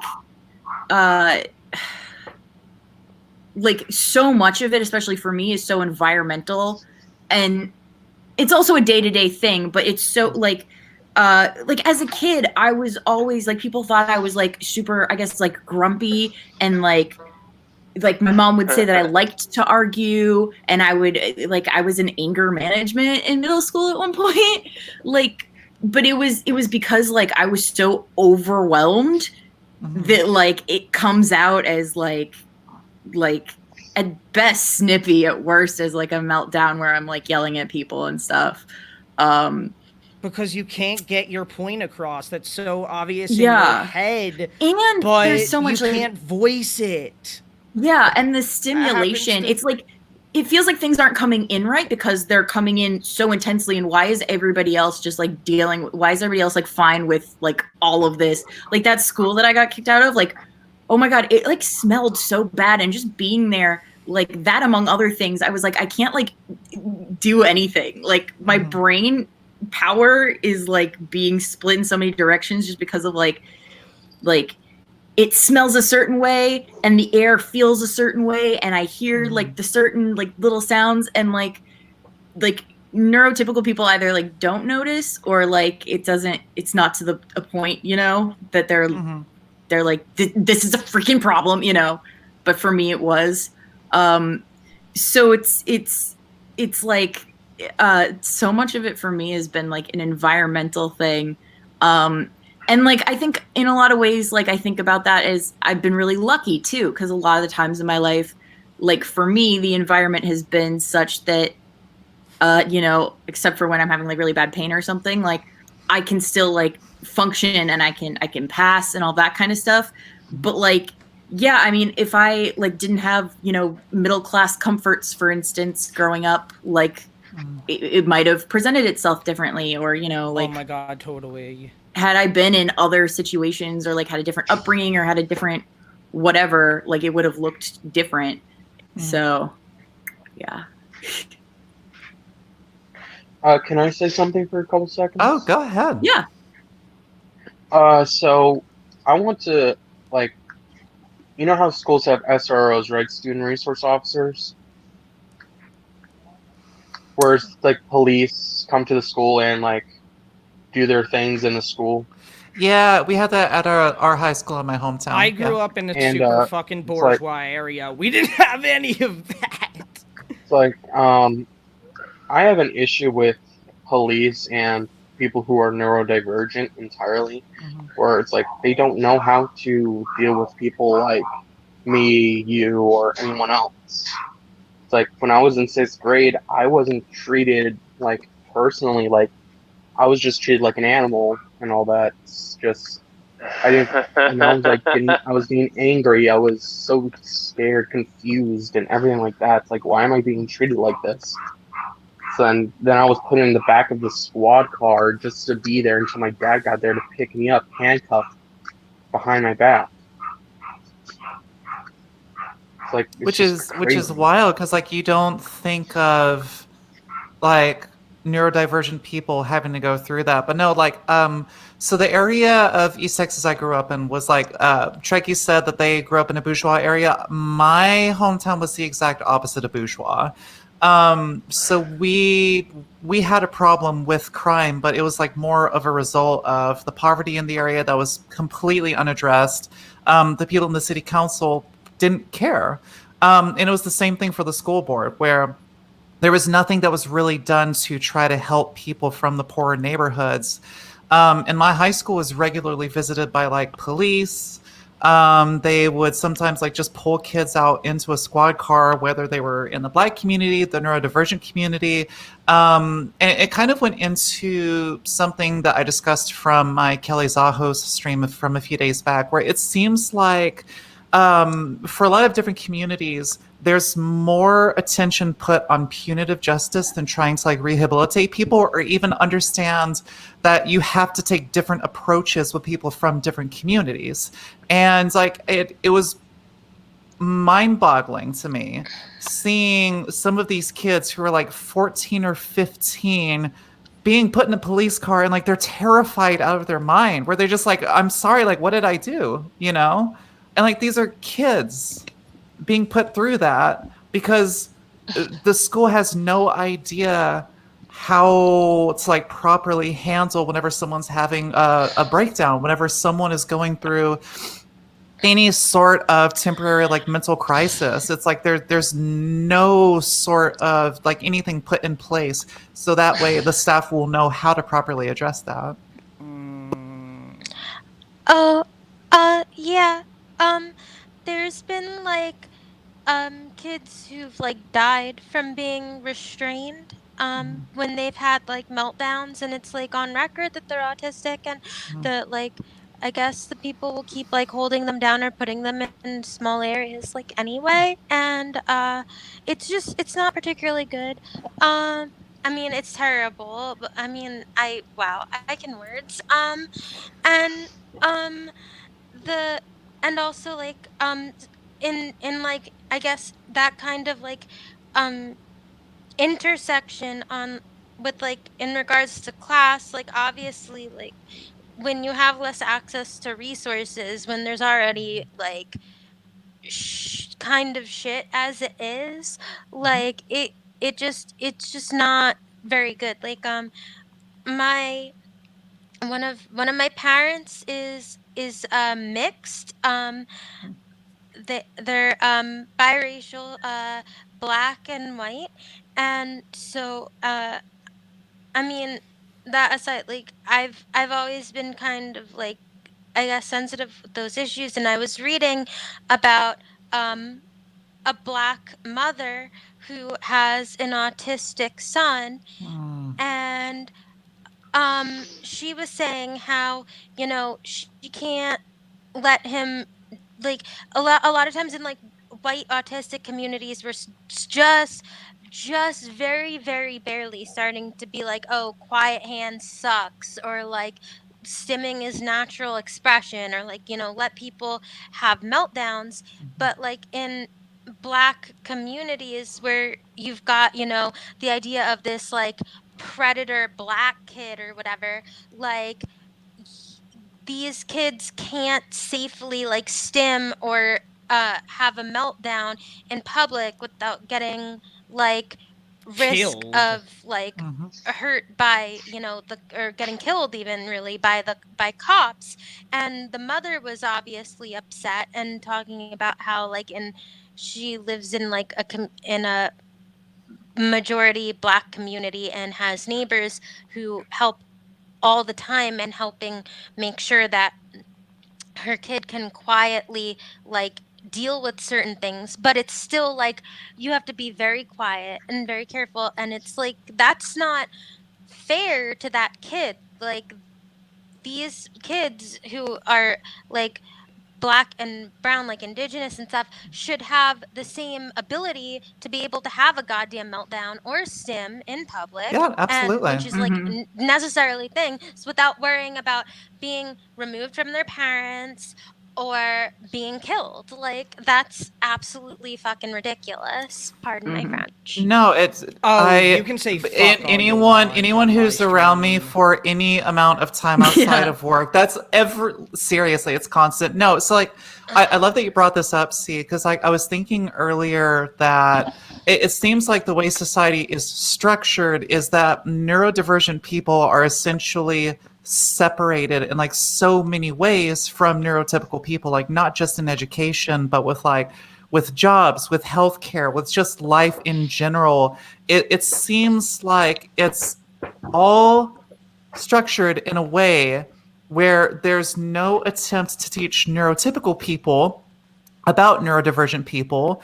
It's kind of like a thing with teaching cis people how to be good allies to trans people. You know, whenever you look at neurotypical people, it doesn't seem like there are that many attempts just yet to really help them have a better understanding of, like, okay, whenever someone has a meltdown, this is what that means. This is how you help them feel more comfortable. This is what will unintentionally escalate what they're going through, sort of helping them be more sensitive to it.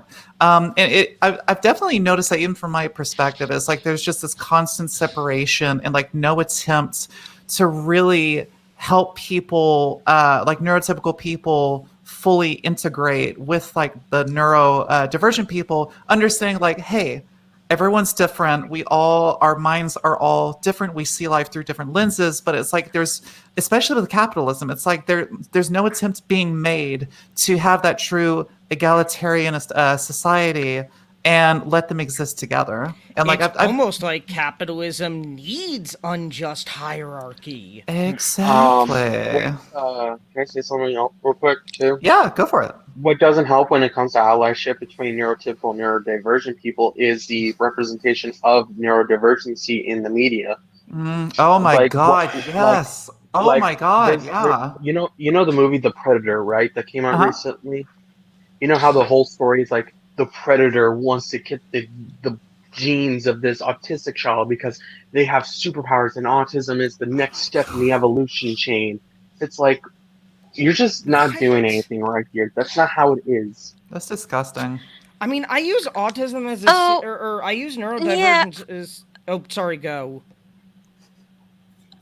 I mean, I think that's like a common like thing with a lot of like any kind of mental illness, like themes of seeing, like mental hospitals as a setting for horror movies, or like uh DID getting called schizophrenia and being like, oh, that's schizo in the horror movie who's like the villain. And it's like, this is all wildly inaccurate. But I think like with autism, sometimes you see like that, I think isn't like the horror aspect isn't as big with autism as like I was trying to have a conversation actually with my mom recently about how like I think especially like with autism in media and propaganda and like definitely tying into capitalism is the whole like inspiration porn movie, and like people who don't have a certain thing or have any kind of disability or neurodivergence will like see a movie that's about like this disabled person who like goes against everything and fits in and Was that does the like things the and romance movie from a few years ago where there was the boy who is disabled with the able-bodied girl? Like I remember hearing Me about Before that. You. Yeah, before yeah. me. Ew, Yep, ew, ew, yep, ew, ew, ew. I hate yep. that movie so much. That's So what What much. came. movie? I hate That's it. what popped in my mind as soon Well, as you started saying that. yeah, I mean It's that's kind of me like before you. yeah, it's like disaster porn. It's like Hot Pink Sun, who's a disabled like YouTuber, did like a video about it, and like I'd asked her about it because I was like, "What is this garbage? This is literal trash."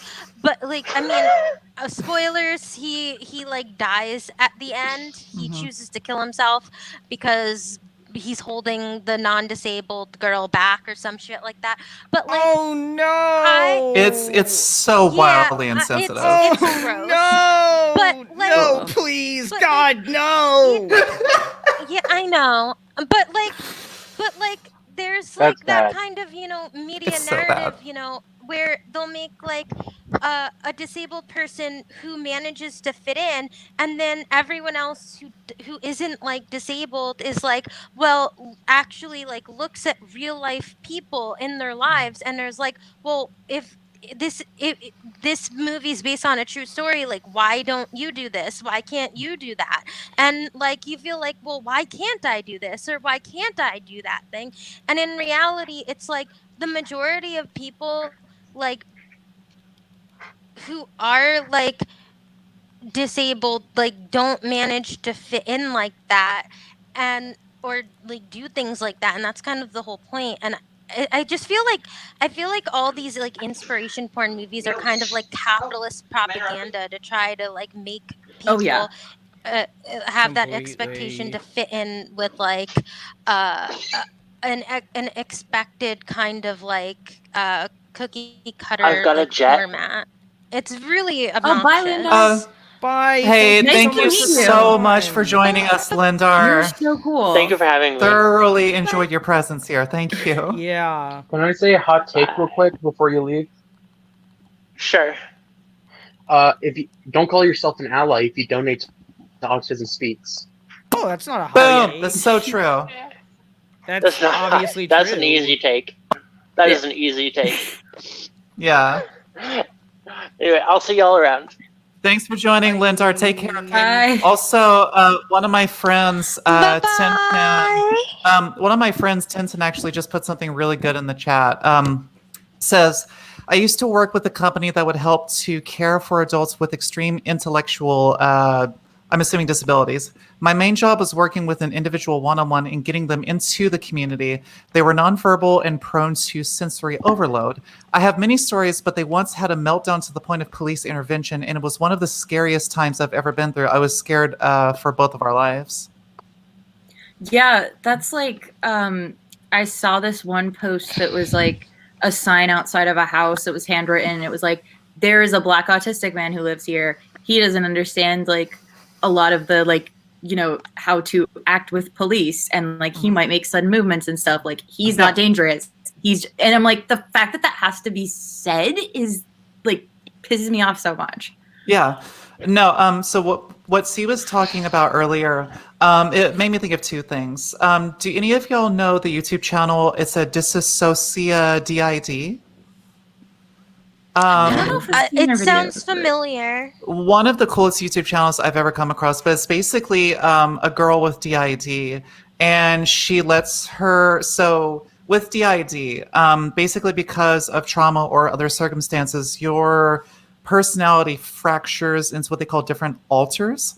And on screen, she actually lets those alters speak. And like you see all of, awesome. which is, it's one of the coolest things I have ever seen. Cause like I had, I hate that I had the stereotype in my mind, but whenever I saw the movie Split a few years ago, like I knew it was exaggerated, but there were little parts of it where I was like, how much of this is actually true? And then I saw that channel and it kind of blew my mind at how I'm like, she's literally just like anyone else. It's just the way that she as a whole, her system experiences life is different from those of us who it's just us in our body.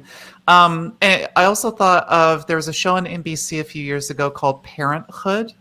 And one of the families had a child who was autistic, and the way they wrote him was so unbelievably stereotypical, where there was one scene where he's having like an emotional breakdown and his mom goes up to hug him and he just starts screaming, I don't like being hugged. I don't like being hugged. And it's like so clearly like overacted. And she's just like, I love you, son, no matter what. And I'm like, can we actually please get people from the community to write this? Because this is borderline offensive to me. Turn off the TV. Exactly. Seriously.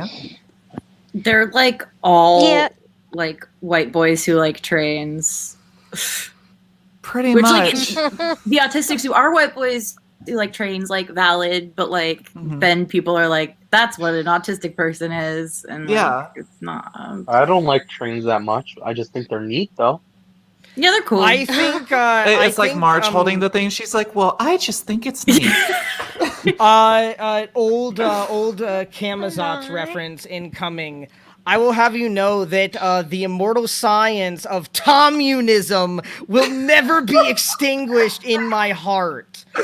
All hail his lord, Thomas of the Battle Simulator tank engines. You rule over my heart.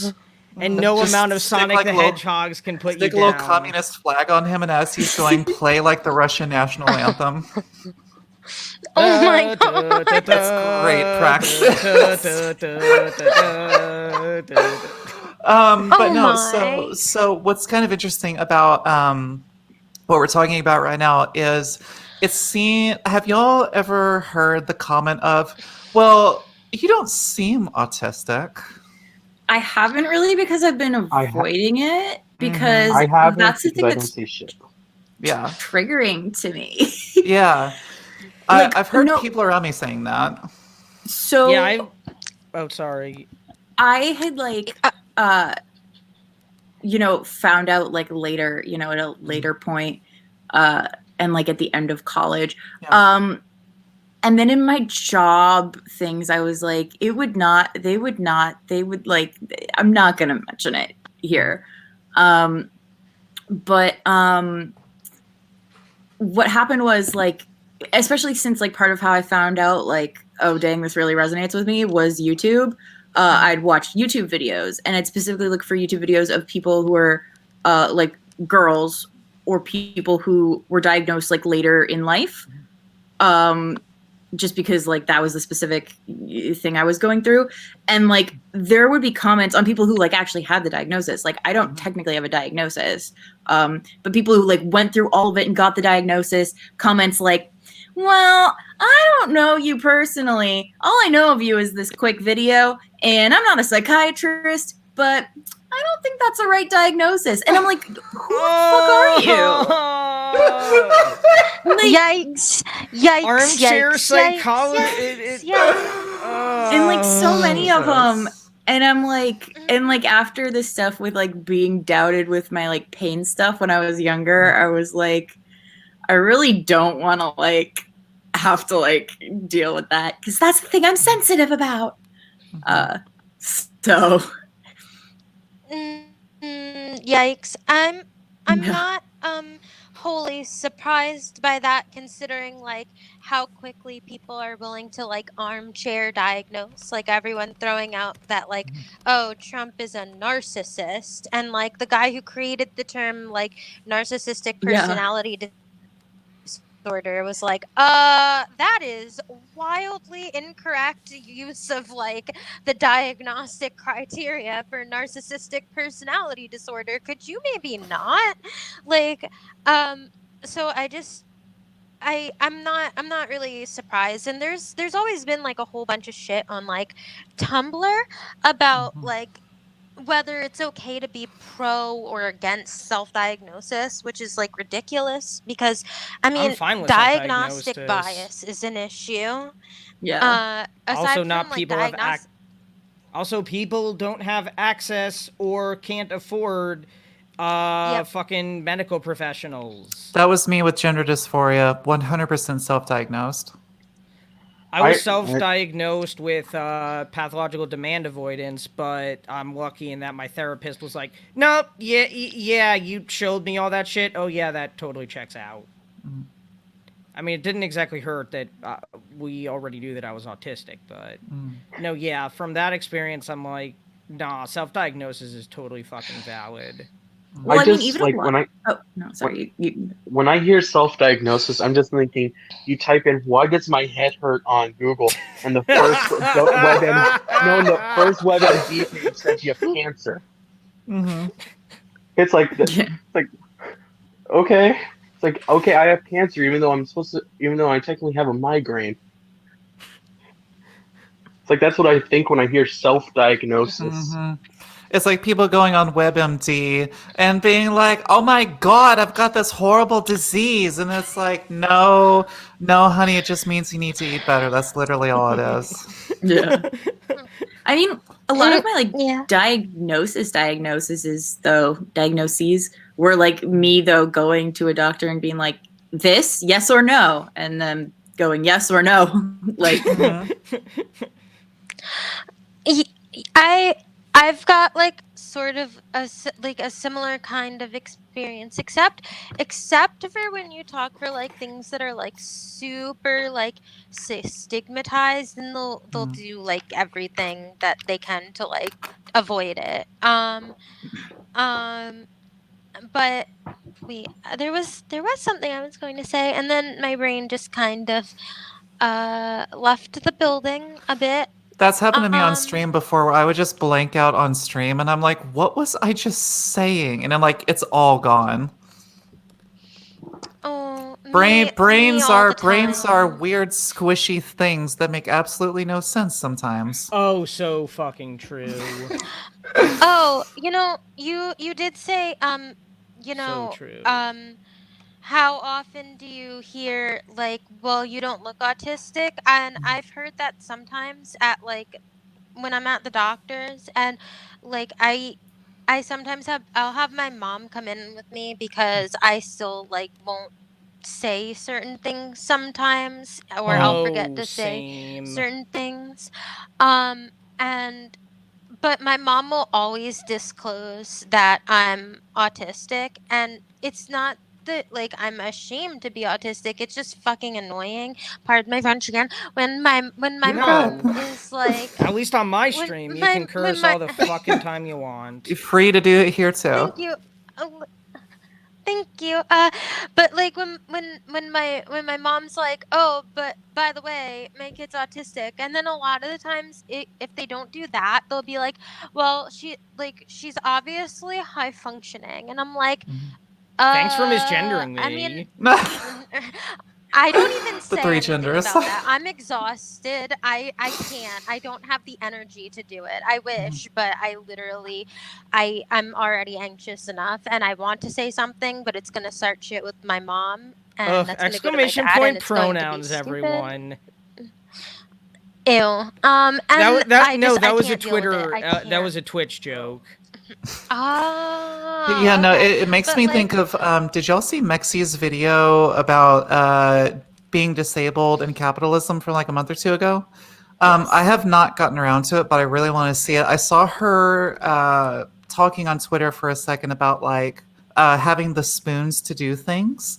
And I didn't realize that a saying like that is linked to being disabled. So like just that by itself has helped me have a better understanding of like whenever someone's like, listen, I don't have the spoons to do certain things. It's like some people literally just do not have the ability to sort of do what like someone like myself who is more neurotypical can do. And that's one thing where it's like sometimes it's hard for people like myself to really understand what people like y'all go through because I don't face a lot of those adverse challenges that y'all do. So it's helped me, I think, really be a lot more empathetic and understanding. Like, especially with my girlfriend, there'll be some times where she'll just say, "Hey, sometimes I struggle with this, blah blah blah blah blah," and I'm really grateful like for having this in my life, because it makes me realize like I take so many things for granted, and it's really easy for me to forget.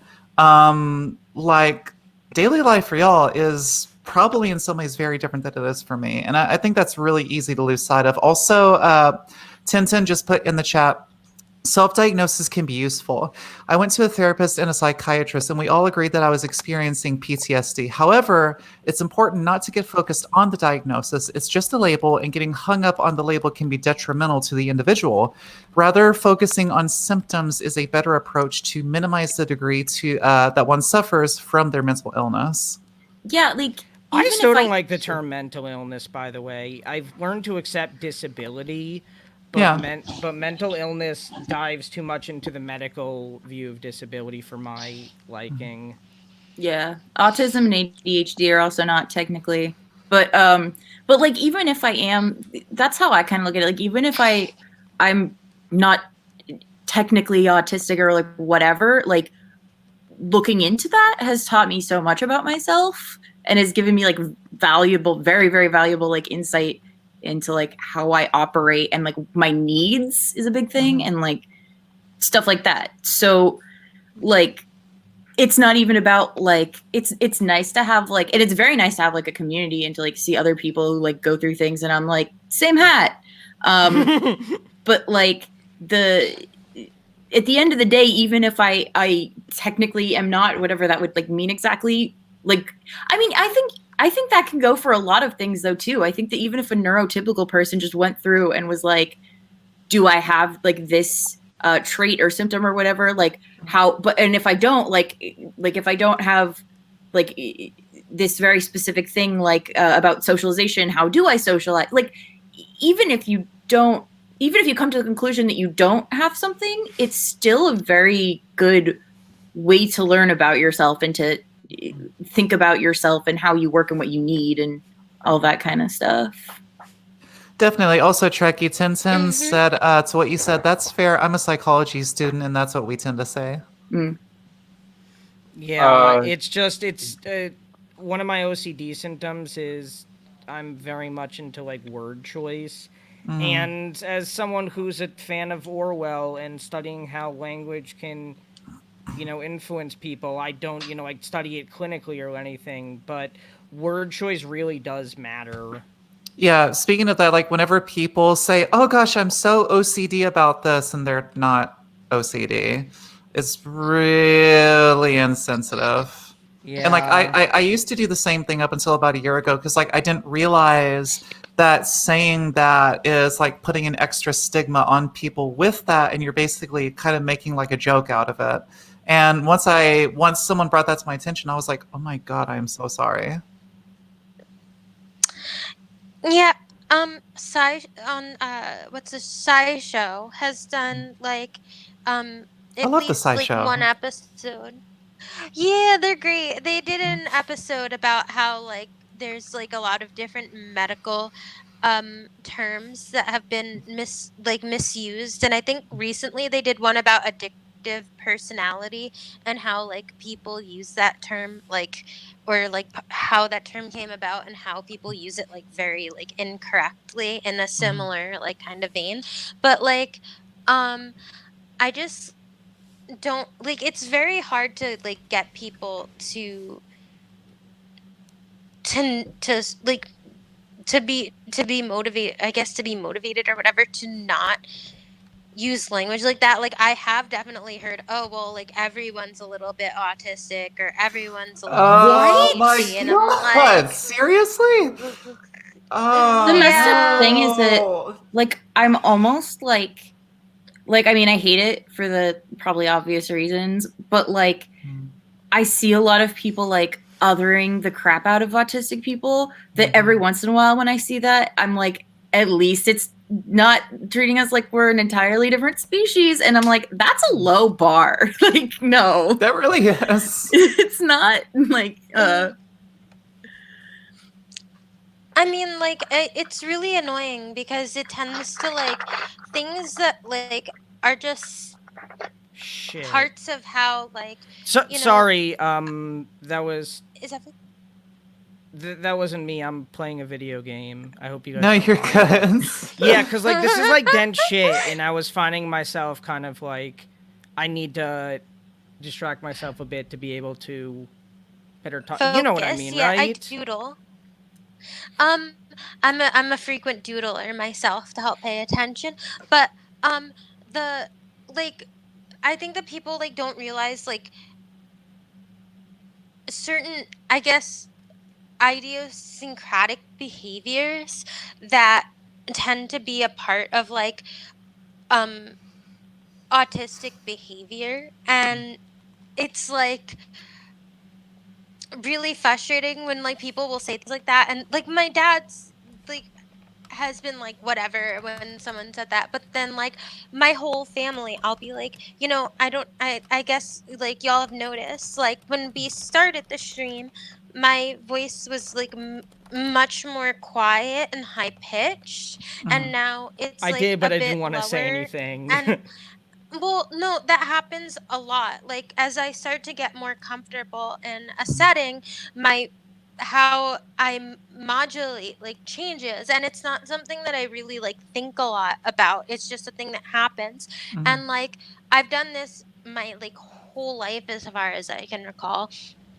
But like when my siblings or my parents hear that, they think it's funny or something, I guess, and they'll comment on it, and it makes me incredibly self-conscious because they're That's like, "Oh, what's horrible. this, Sarah, when you're talking like this? Like, what's this, C, when you're talking like this? Like, why are you talking like that?" And I'm like, Can you not like I get really nervous and it makes my voice like withdraw, and sometimes I get like totally nonverbal and it's too much to talk. So like the fact that like it gets made fun of, it's like really it's very frustrating. Yeah, That's it's like whenever they bring attention to it and you're already anxious about it, that only increases your anxiety over it, which makes you even more uncomfortable in the process. oh, it's not fun. Yeah. In our system of how we run everything in the capitalist system, people who are with disabilities are treated far worse than anything else.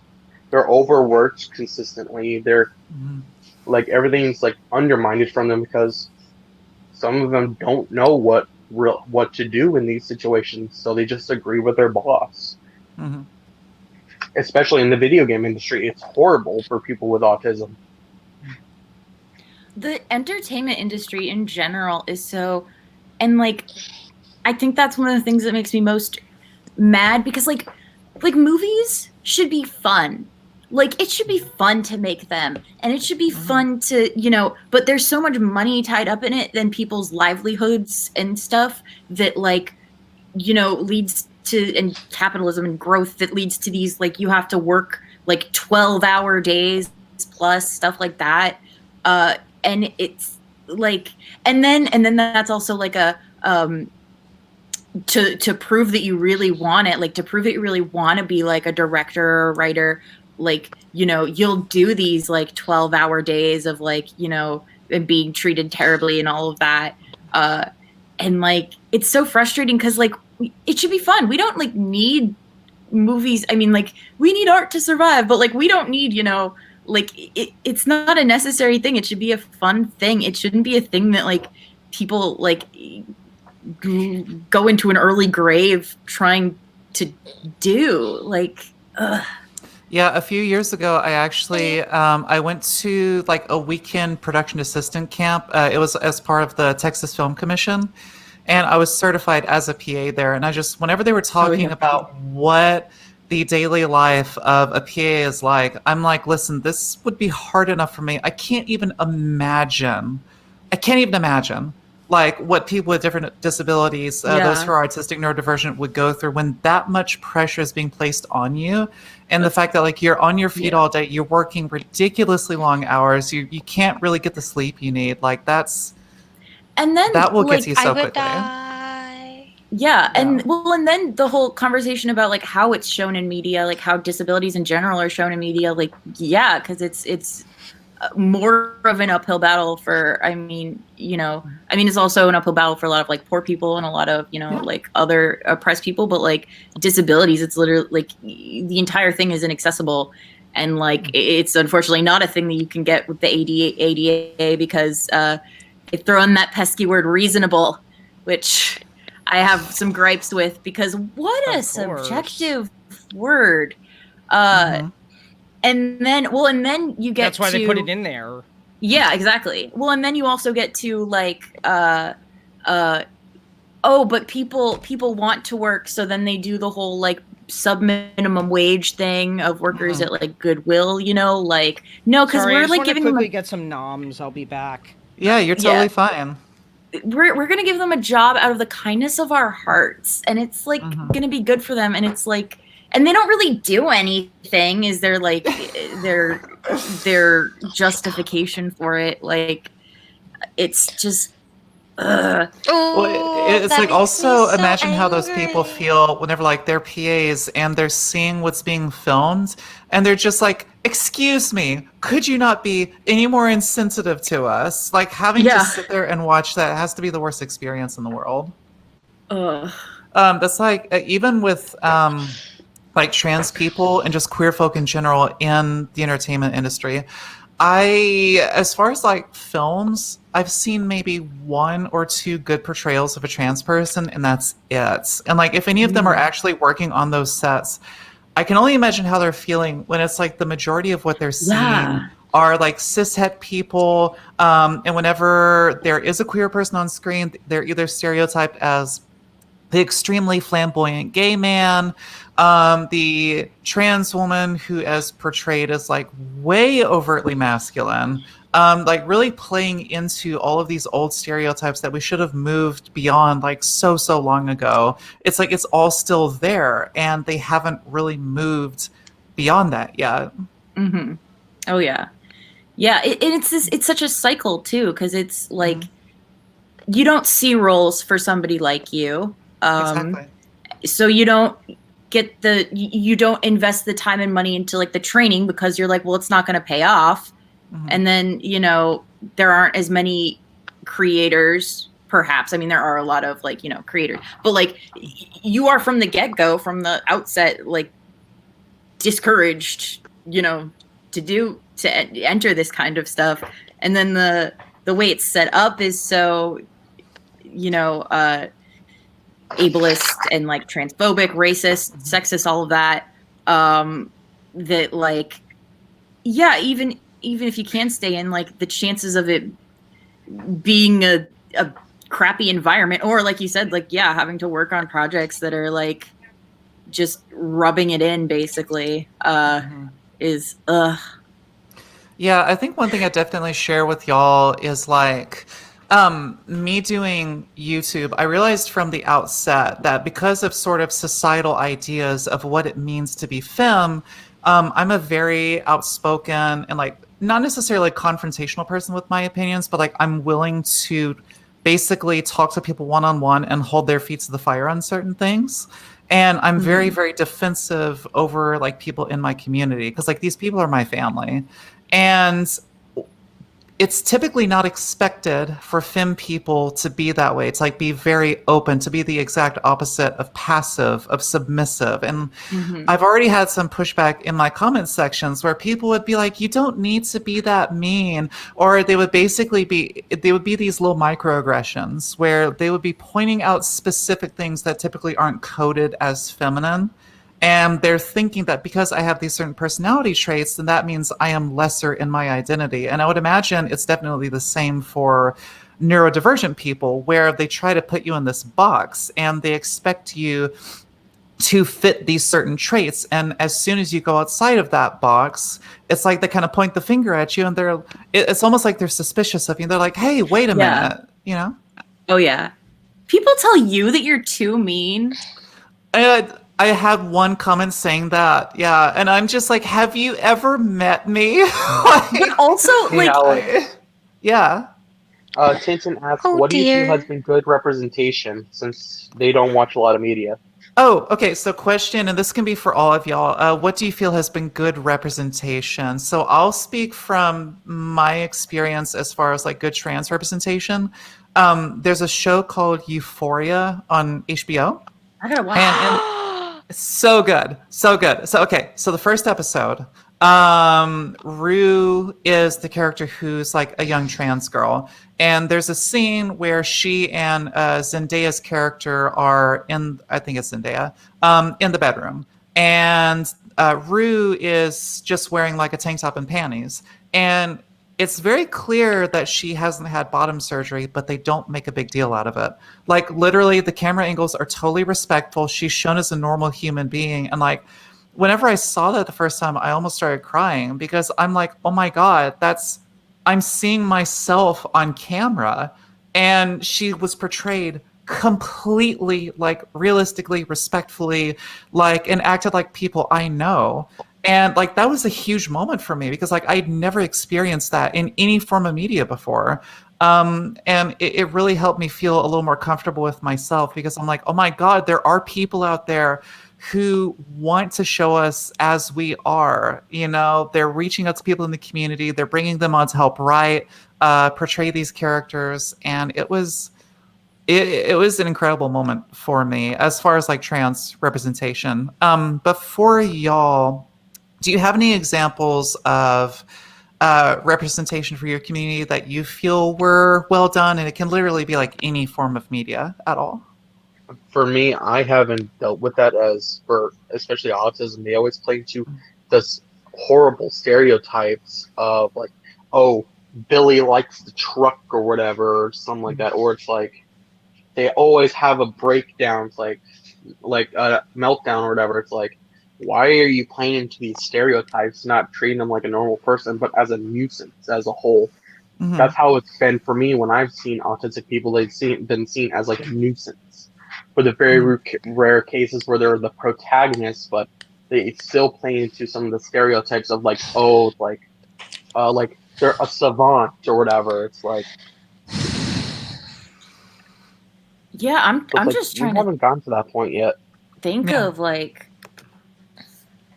a lot of the characters who I end up relating to in like an autism way aren't like canonically or aren't even necessarily coded, or I don't think are meant to be coded as autistic, but I'm like, no, but they're autistic though. Yeah. Oh my god, I was literally going to say that. It's like the weirdest thing. I don't understand why that like people do that. Like they see a trait, I guess, or something, and maybe they think it's quirky or it'll make their character interesting, and then they have like their character do that thing, and I'm like, that is the most autistic thing I've ever seen someone do. Like what? Like, and then they're like, they don't even like say anything. Oh my god, Pompoko! I want to see that movie, but like I've heard of it, oh but my never god, seen sorry, it. I got I totally want to see distracted by that. Promare. Mm. Yeah, yeah, I mean, I hadn't even heard of Premiere before this. Yeah, I feel so like oh, go ahead. it also, it's just like some characters would just be enhanced by like canonically. Okay, oh man, this is a hot take, and I'm going into a leftist zone. I'm gonna talk Batman. But like Damian Wayne, who is like, I return bearing nom noms. hello, Oh. I'm about to talk about the Batman family. Like Damian Wayne, who is Bruce's like bio son, the only bio son out of like the gaggle of adopted kids and like the current Robin. Like if you read his like intro book, Batman's son? If you read whatever his intro book is, but you read it through the lens of like this kid is autistic, like it just gets like better too. It's more like poignant.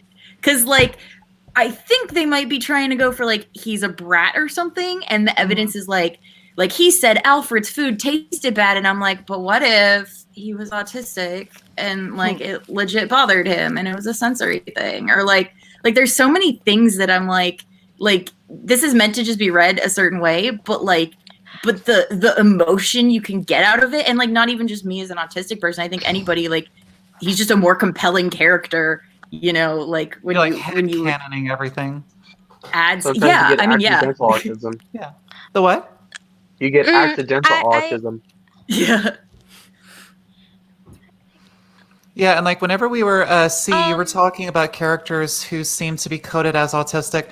I hate this show so much, but I always thought Sheldon from The Big Bang Theory. I was like, are they yeah. trying to make him seem autistic? Oh my Because God. I'm like, everything about his character is like to a T the stereotypical, Yeah. borderline offensive autistic person. The thing they did annoys the crap out of me, because they were like, no, he doesn't have autism, because then we couldn't make fun of him. But like, you're giving him all of the autistic traits, and that's what you're laughing. Like, it's not like you just say, oh no, but he's not. Like, that's not a good enough cop out. That's Exactly. I fucking no gay. what? No gay? Oh, whenever they're I'm like, sorry, oh, it's the that no person's- gays. Yeah, no, I've definitely heard that before. Where they're like, no, this character's not a part of the LGBTQ community. yeah, You're, like, yeah. you're literally putting every stereotypical behavior trait the, in this person. Seven of What? Nine's not queer. She's dating Chakotay. Or like the Silence of the Lambs, like doing the whole like, no, Buffalo Bill isn't really trans though. So like we aren't, you know, we're not making a trans person evil because they aren't really like. Why not? What is really then in that case? Like, Yeah, see, I even saw Ghost as the Ghost in the Shell is almost like a metaphor for the trans experience. Like I remember the first time I saw that, and Motoko started talking about her experiences. Like first, I'm just a nerd for anything cyberpunk, anyways. But I was like, she's literally describing the trans experience. She's literally talking about feeling out of place in her body and feeling this disconnect between like her consciousness and like the body that she's in. And it's one of those things like I don't think it was explicitly written that way, but I was seeing so many little details in her character and like the way that she related to other people. I was like, I literally can't interpret it any other way. Oh, I watch like a lot of anime. That's like one of, I guess, my like main things. If I watch something, it'll probably be that. And I try to be careful in how I'm interpreting what I'm watching because Mhm. there are social cues that are like, there are social rules or cues or things that are very like Japanese that I don't that I might not like get the subtleties of like the coding for. Mhm. But like sometimes like because like eye contact in America versus eye contact in Japan, or Mhm. how people more so smile with their mouth in America, whereas people in Japan more so smile with their eyes or something. Like I saw a post like that. But Oh. either way though, when I saw like Haikyuu, or like I was watching some like sports anime, and there's like a character who's always, or at least, or more than one character who's always like very like very good at sports Mhm. but not good at school. And so like another character will like couch all the like terms that they need to pass the test in like sports terms, and then all of a sudden they like remember it. I think that's what Suga did for like Kageyama in like Fruits Basket in Haikyuu. And like um, I was like, that is the most like special interest thing I've like ever seen. Or like when this other character always like, or spends a lot of time talking with like their body and like using a ton of like, and that was whoosh, and then he was bang, and then it was wow, and like using all those sound effects to try to like explain emotions. I was like, this kid looks extremely like ADHD at the like least, or like that one I looks never even autistic. And thought like, about that. and I'm just like, are they like, is this a thing that like people are like aware of? Like, is this like why? I'm so confused. Mhm. I am I constantly doubt like, it's is this character have ADHD or autism or something? Or am I projecting again? See, A I lot of do times the same things with like potential trans characters. Is I'm just like, are they just experiencing dysmorphia, or are they trying to like code that this person is trans of some sort? Yeah, no, What's absolutely. dysmorphia? So, Is it different from dysphoria? yeah, so with body dysmorphia is basically something that is sort of separate with like gendered attributes. Like dysmorphia tends to be you see the cultural idea of like the ideal body, and you see every little thing in your body that doesn't line up with that. So it causes you to feel incredibly uncomfortable. You feel like you're not good enough. It could be like stretch marks, certain amounts of like body fat or whatever that are just part of having a body. But it's like you have this idea that because your body doesn't fit that stereotype, it causes you to feel like extreme dysmorphia over it. Whereas dysphoria is something that's less like it doesn't. Outside things don't have as much of an influence on it, but it's more like your experience with your body, where you think, "Why are my shoulder like?" Okay, say you're assigned male at birth and you're a trans woman. You and everyone's experience is different, but for me, it was like, why are my shoulders so broad? Why is my chest so flat? God, I hate my voice. Facial hair is disgusting, and like all of these things kind of together. Where I didn't put it together until I was 26. That I was like, yeah. Listen, it looks good on you. You rock that beard.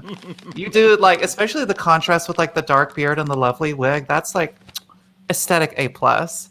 But that's like the basic difference between dysphoria and dysmorphia is that dysphoria is more for like gendered attributes, whereas dysmorphia tends to come with like a bit of a mismatch.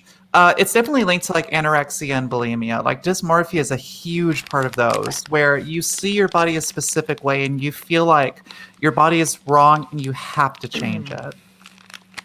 The word Definitely. dysphoric is in one of the conditions I have. Really? Which is kind of ironic because it's premenstrual dysphoric disorder, which Yeah. also, like, people were saying recently on Twitter that they wanted to like give their like uteruses and ovaries and stuff to trans women, and dude, I would do that in a heartbeat, but I would feel bad for the woman who got mine because they're bad. No, that's been one thing for me where it's like, because I don't have a uterus, it sort of feels like that's the one disconnect that won't allow me to fully be like woman, but I also recognize that's nonsense because like woman you can are mean a lot of woman. that's the thing is like woman can mean a lot of different things, but it's just like that's what dysphoria does to you is you're like, because I don't have this thing, I am separate. Alice, can I ask you a question? woman, Alice. Yes. Hear me, Me mute. Oh my Kong, goodness, me, but they're all- me kidnap hot Oh my woman. goodness. What were you saying, Oh C? my goodness. No, Alice, I was going to say, here's my uterus. I'll throw it at you. I don't want it. Have it. Well, I mean, Yeah, I can I ask you do. a I don't question? want it. Yeah, Rakassan, go If ahead. science, if Um, science could like do that, honestly, I agree. I have no want or need to like on a dysphoria level, but also on a like I have like I have PCOS, so they could just like put Oh, yeah. put a new like put new ovaries in or something, fix like run repairs and then give it to you. Like here, have at it. Like that would fix it or something. I don't know. Reboot it. Fix the plumbing. Yeah, exactly. Rakassan, go ahead. Personally, on your personal basis, how do you feel about trans people in media always looking like they're passing? That bothers the hell out of me, I'm not gonna lie. Because like I feel like the whole idea of like cis passing is very much like people who are neurotypical passing, where it feels like what you're trying to do is there's certain people that literally cannot pass a certain way. So I'm like, I have plenty of friends who are non-binary, genderqueer, agender, transmasc, transsim, like all over the place. And a lot of them have no desire to like cis pass because they're like, well, I'm not cis and I'm trans. And I'm proud of the fact that I'm trans and it's not something I really feel like hiding from the world. But it's unfortunate that we live in a society where there's some times where you have to pass for your own safety. So like with me, whenever I was still in Texas, I had to hide certain parts of my presentation because I lived in a very, very conservative, very religious area that was known for attacks on queer people. And like I had to hide certain parts of myself. But now that I'm in Portland, literally the queerest place I've ever been in my life, and I absolutely love it. Like I don't have to worry about that as much because there's not as much of a societal expectation being placed on me to fulfill certain roles, to have certain like characteristics, mannerisms, behaviors because of my identity. And like it really, especially in media, I hate that. Like even with Sensei, I adore Sensei. Nomi was like a life-changing character for me, but it still frustrated me that there weren't any characters who were like atypical. You know, so you have like a trans femme person, and she doesn't have the perfect feminine voice, and she doesn't look like your typical like femme model, but she's still a beautiful character. She still has like a lot of personality. She's fleshed out. She's realistic. It's like you don't see that hardly at all. Like with the fact that Euphoria took the step of having a trans girl who hadn't had bottom surgery, and they respectfully portrayed that. Like that's a huge step. But I'm like, listen, in the grand scheme of things, we still have so much further to go than that, you know. And I really I agree. yeah, you know, it's like I really want To to see. quote the immortal Alice Cooper, we still got a long way to go. Exactly. Alice Cooper's aesthetic is great. I would totally wear an outfit like that at some point.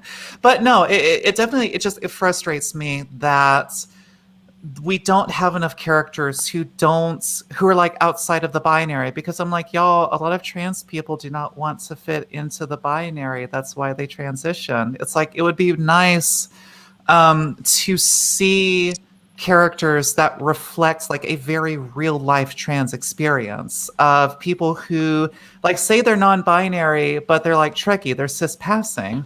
I'm like, I think of the John Wick movies, there is a character who's non-binary, and most people would see them as cis passing, but it's explicitly stated that they're non-binary, which I'm like, that's amazing. Also, I found out Keanu Reeves actually dated the girl who played Nomi in Sense8, which made me love him even more. Whoa! Yeah, I'm like, he's already a national treasure to me, but that just put like the little extra just cherry on top. Sorry, but no, I had to do the Bill and Ted reference. No, you're totally fine. But yeah, no, Rakkasan, I would say as far as like the trans experience, like I wish that people making productions of any kind didn't have this idea in their head of, well, we don't want to make mass audiences uncomfortable. Well, why do you think they're uncomfortable? You know, it's like, is it that there's something inherently about being trans that is maybe shameful, or is it that the way society is built, they've put a stigma on my identity, therefore presenting that identity to a mass audience makes them uncomfortable because they have to confront the reality that we exist. I feel like that's definitely more what it is. And I think especially with y'all, with the neurotypical community, with being autistic, like it's very much the same thing where having characters that are more realistic to the actual experience of being autistic instead of a stereotype, like you don't see it, you know? Totally. For sure.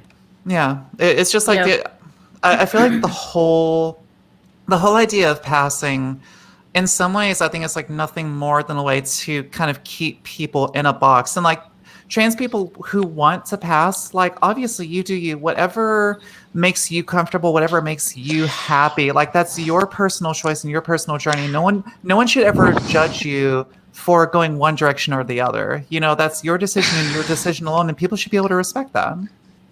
Agreed. Yeah, like I think there's also this idea of like people think like they can tell somebody else's business. So it's like the you don't look autistic. It's like, wait, I didn't think you were autistic, and like I would know. It's like, how would you know? You wouldn't. Why would you know? Do and autistic people have a? Do we have a look? Yeah, I didn't think we had a look. I could see it in your eyes. They saw us do the secret handshake behind the dumpster, and now they're Oh my. the secret's out. We gave ourselves away. Yeah. No. But I also I don't believe that. I don't believe that the majority of like allistic people could spot like an autistic person. But I mean, I do believe that there's like queerdar, or not like queerdar, there's like the autistic equivalent of queerdar, and like I thought it was gaydar. like, I definitely One form of a notice queerdar. when other people are autistic, like they like I automatically, I'm like, oh, I've seen this in the mirror, I know what this bitch looks like. So like, I don't know, that's just a thing that I've noticed, at least. I think that neurotypicals and allistics think they can spot autistic people, though. They can't, but I think that they think they can. Same thing with trans people. Just like how Nazis think they can spot us. Yeah. What were you saying, Rakassan? It's like JoJo's Bizarre Adventure, where stand users are attracted to other stand users. I still need to see JoJo's Bizarre Adventure. I need hear to so see many that. I haven't talking seen about it it, and either. like I haven't seen a single episode. I'm not a I love fucking that- weeb. Don't tell me what to do. That meme, the like we'll be right back, or the like to be continued. Yeah. And that music, the da da da da. I love that. That's that the first music. season. Yeah, but since we're kind of on the topic, like, how do y'all feel about, and like, I know you have a lot to say about this, Trekkie, but kind of the value in, with the neurodivergent community, basically, what should we do to help people be more comfortable with, like, not masking as much? Because, like, whenever you first told me on stream, you were like, oh, I don't mask at all. Like, that was the first time I'd really heard that I've never term known of how to masking. mask. Yeah. I never learned that skill. Yeah. Or is it a skill, though? I don't know. Something that just comes to some people naturally. But no, I think it's just one of those things where it's a lot like cis passing. Like, people shouldn't have to if they don't want to. It's like, why is there so much pressure and judgment placed on people who veer outside of the typical like confines of like what it means to be trans or what it means to be autistic? It's like they're not given that freedom to just exist as like their most genuine selves. It's because, unfortunately, society expects expects black and white choices. There's no nuance to anything. Like, as a person with OCD who likes to put things in categories, at the same exact time, I like those categories to be broad enough so that everyone can, you know, do it differently. Like, that's what subcategories are for, in terms of appeasing my OCD. And I think people just... Well, it's because we're trained to do it from school, not to have critical thinking, not to look at nuance, to go for the simple answer. You know, don't question the world. It's just those N words. Don't question the world. It's just those T slurs. It's just those R slurs. It's very much like what religion, because I grew up in the Baptist church in East Texas. Like, it was, they were incredibly strict with like controlling how you dressed, how you talked to others, how you treated people differently than you. They had placed such intense control. What was the question again? So it's basically like, what value, what do you think is the importance of, or like, what do you think of like a society where basically people aren't required to like mask or pass? Like, that would be amazing. Yeah, no, absolutely. And I was like, it's fascinating how there's this idea that whenever you get older, you'll become more conservative. And I'm just like, that has no basis in reality. Like, it's the opposite for me. Yeah. And like, I left religion, and it's not, it wasn't just that I saw how religion is used as a tool to control people's behavior and make them other certain groups, and how it teaches them that any outside knowledge is bad, and you can only listen to either the preacher, you can only use this book as your source of knowledge. Everything else is false. Damn, you must have loved God in the State by Mikhail Bakunin. Yeah, that is such a good body of work. Oh my God. The first time I read through it, I was just over and over again. I was like, yes, Bakunin, yes. Like, that's an incredible, incredible piece of writing. But yeah, no, I feel like with both like my community and y'all's community, it's like, it frustrates me to no ends that it seems like people are not allowed to think more openly about what it means to exist in either of these communities. Because like, Trekkie, you're in both communities. You know, you're non-binary and you're autistic. So it's like... And I'm Jewish. That's why I call myself a diversity it's like triply bingo so card. for you. Yeah. Yeah, Rakkasan, what are your thoughts on that? Like, basically... as far as your community, kind of moving forward, what would you like to see happen as far as how society treats you, how people treat you, sort of just like a broad picture? Like, what do you think would be most beneficial for your community at this present moment in time? And this can be for all of y'all as sort of like a way to pull everything together that we talked about. I would say more better representation in our media instead of being treated as a joke and being treated seriously as we're real people, and we do have problems that we need to deal with in ourselves. And It's like we shouldn't be treated like ha ha ha. They're the R slur because they're autistic. It's like we shouldn't be treated like this. We should be treated like real people. Mm-hmm. I mean, Yeah. there's a lot of things. I mean, we're talking about long-term goal. Ableism is one of the many things on the intersectional oppressions thing that we gotta, smash into little pieces. But if It's we're an talking unjust hierarchy. Yep, but if we're talking about more recent things, we need to continue doing what we're doing. And I, as a disability advocate, I ask my accomplices, because apparently, I actually just like that word even better than ally, but I saw that somewhere that apparently, some people are like, yeah, we should be using accomplices instead of ally. And I'm like, yeah, I want my accomplices to listen to my experience. And since believe it or not, I'm still a small content creator. I want people to know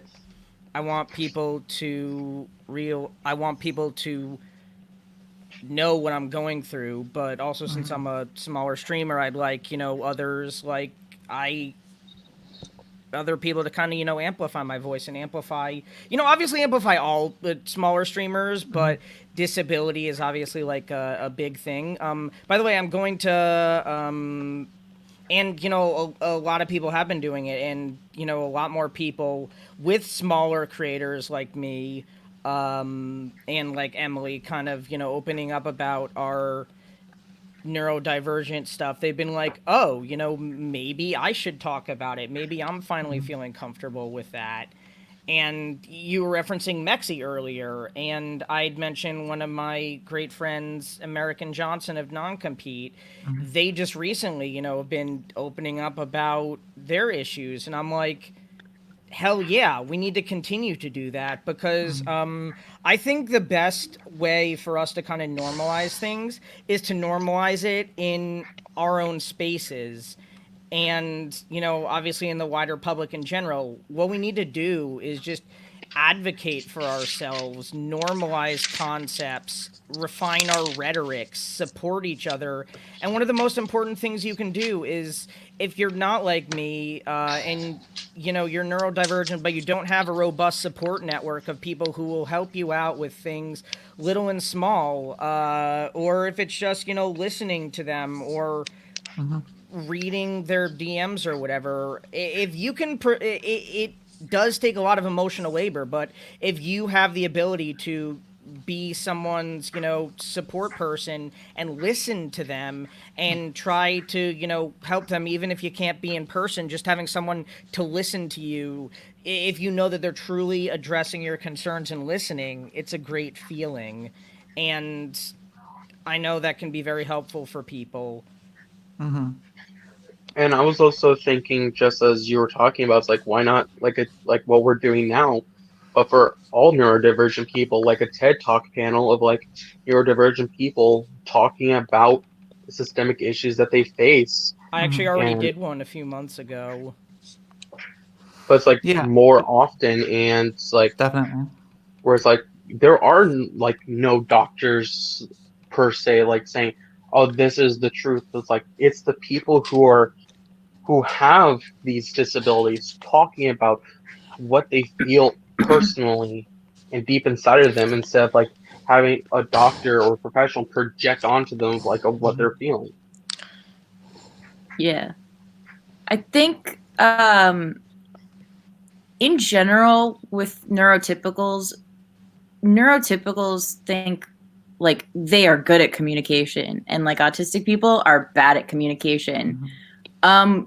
But I mean, first of all, it's not like better or worse. It really is just a difference. But also, like, as somebody who's kind of like studied the like neurotypical rules, like if they say this, then you say this, like they aren't even really good at following their own rules half of the time. In a lot of ways, like people would say stuff to me. I mean, maybe they weren't neurotypical, but like a lot of people who, would say stuff, and I'm like, that doesn't fit in the what?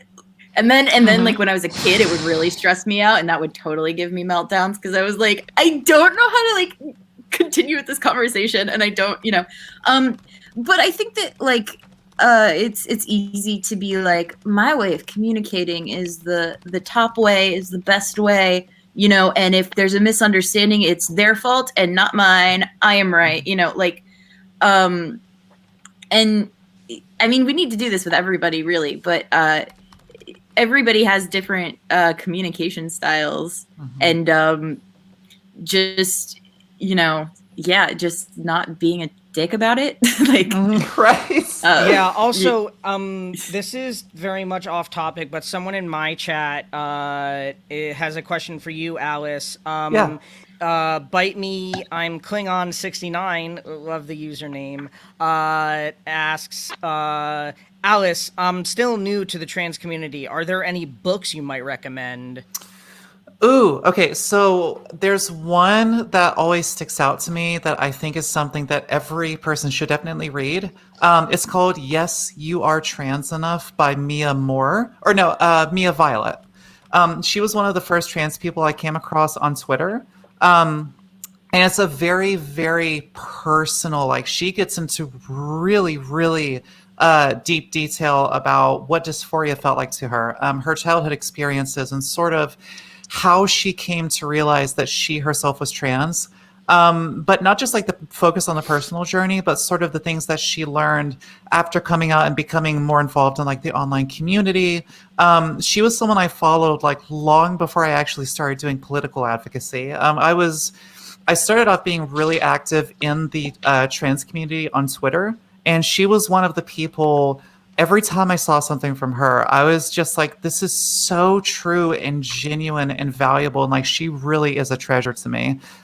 So I would say Yes, You Are Trans Enough is like one of the absolute best books you could read for yourself, for sure. Because like, I have my copy on a bookshelf back here. And I've been thinking about maybe doing like a breakdown of it at some point, either on stream or in video form, because like if there's anything I can do to like boost her story, like I would love to. But it's sort of the same thing like y'all are talking about, of sort of doing what you can to give different communities a voice in the platform. Like that's the reason I wanted to do this in the first place, is like I feel like especially on YouTube and Twitch, we're still not at the point where it feels like you're seeing things like this enough. And I think it's kind of it's the whole purpose of being a good ally.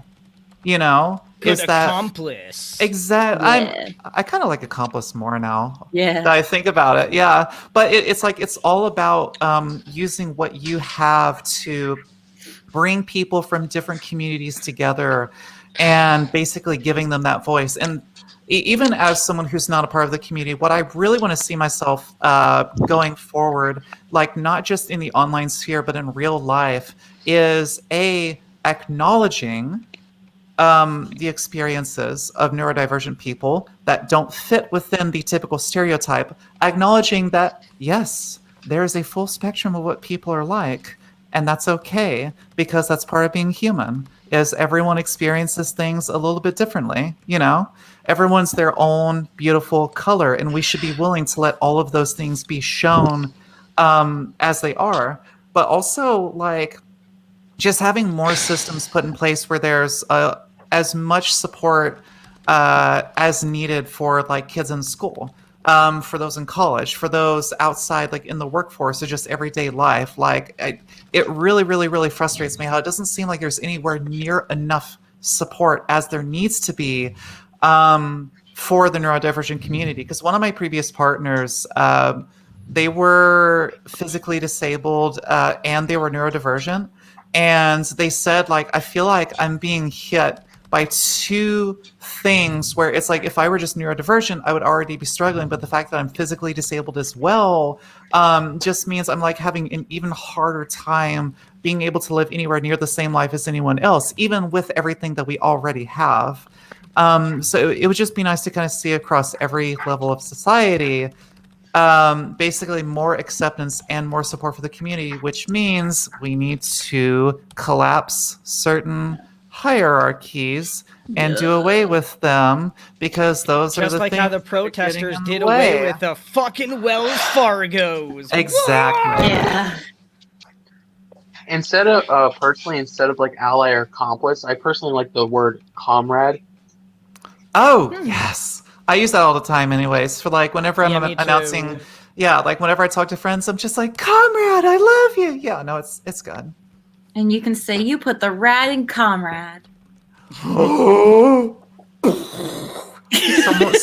Someone put that on a shirt right now. C, do you have any thoughts on like what you would like to see for your community moving forward? Anything that you want people who are neurotypical to know? Just like anything at all to kind of like wrap up the discussion. What are you feeling? C, are you there, darling? Me? Yes. Hi. you totally. Sorry, No. I got like I was listening and then I don't know, my brain just went like, wait, so what It is all good. You are so fine. No, I was just asking. So, like, in your perspective, in your opinion, like, what would you like to see happen for people in your community? Like, how do you want maybe neurotypical to begin treating you differently? What do you want to see them do as comrades to you? And like, what would you like to see moving forward happen for people who are autistic, neurodivergent, etc.?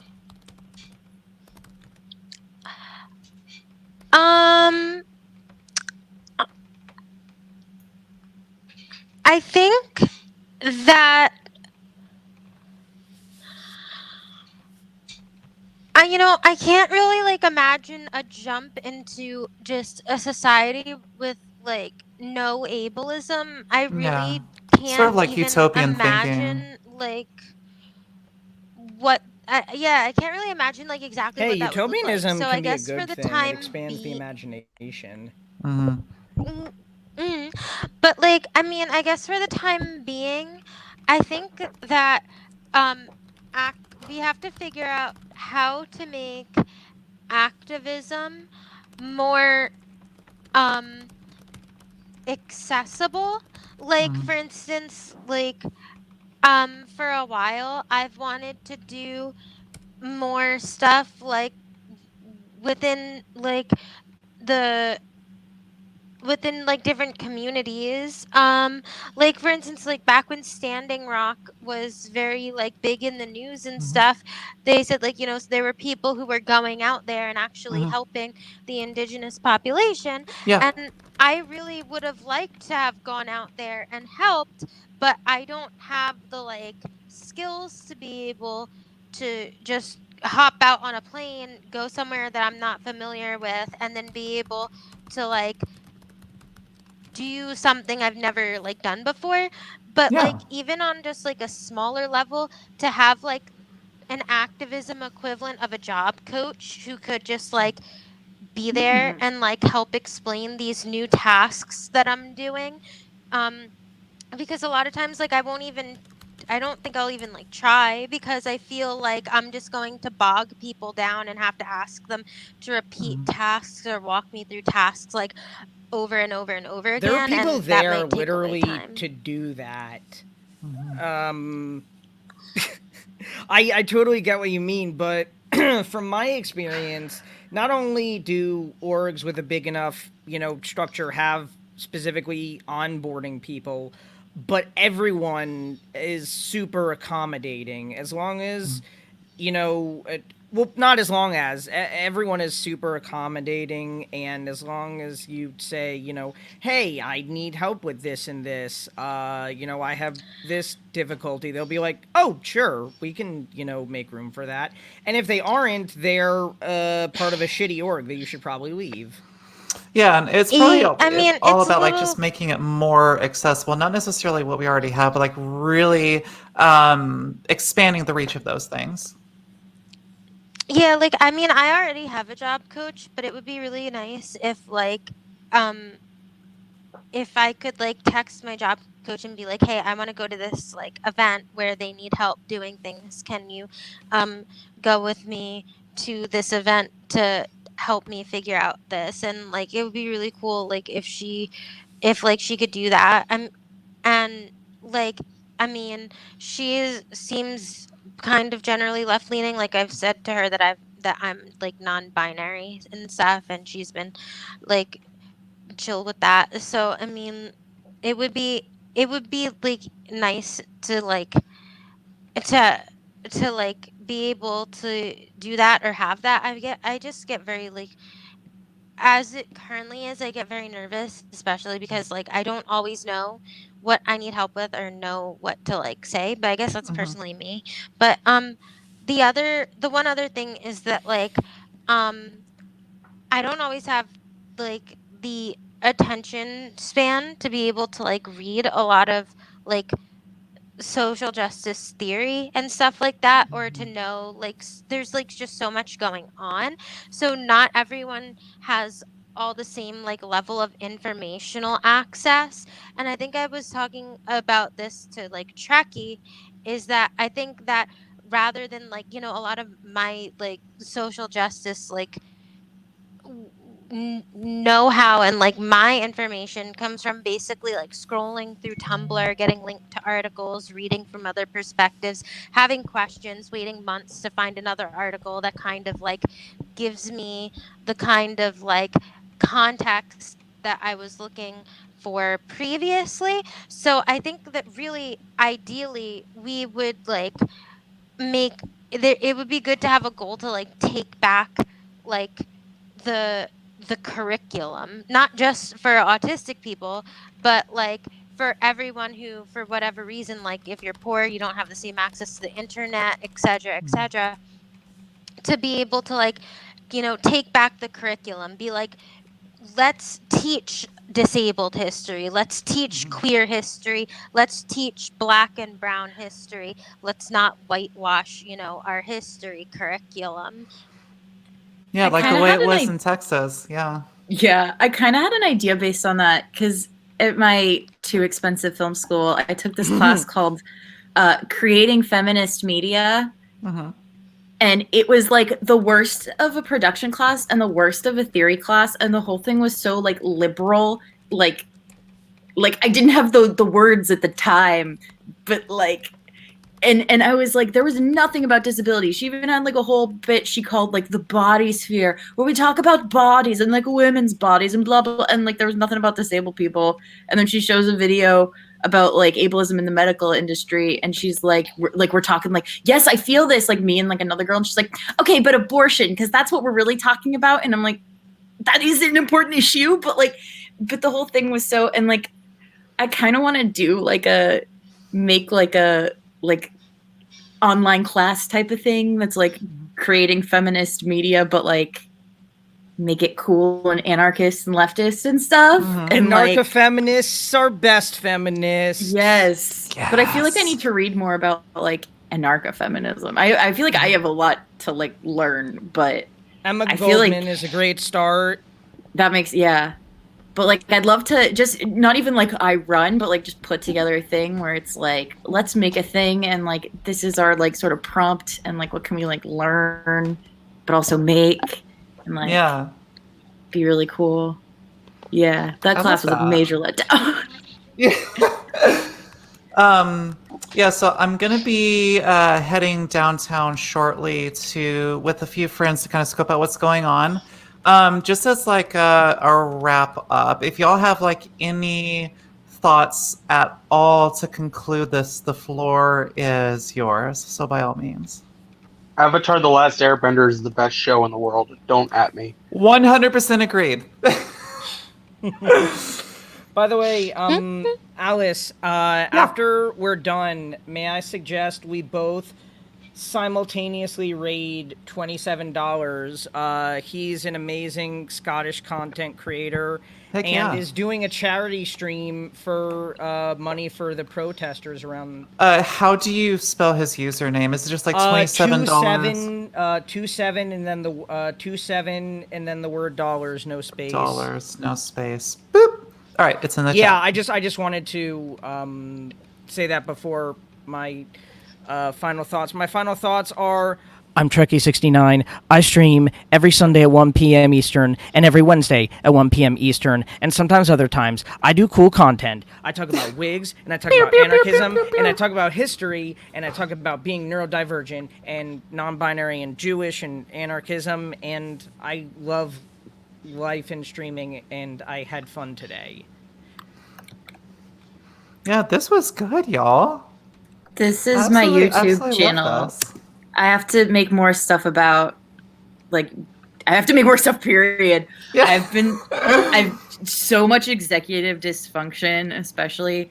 I'm thinking, and this has been inspiring too, which is nice, because I've been thinking about a video about, like, different models of disability, like social and medical model. I have a million ideas, but how do you do anything? Like, Did you see Leslie EXP's first video? yes. Yeah.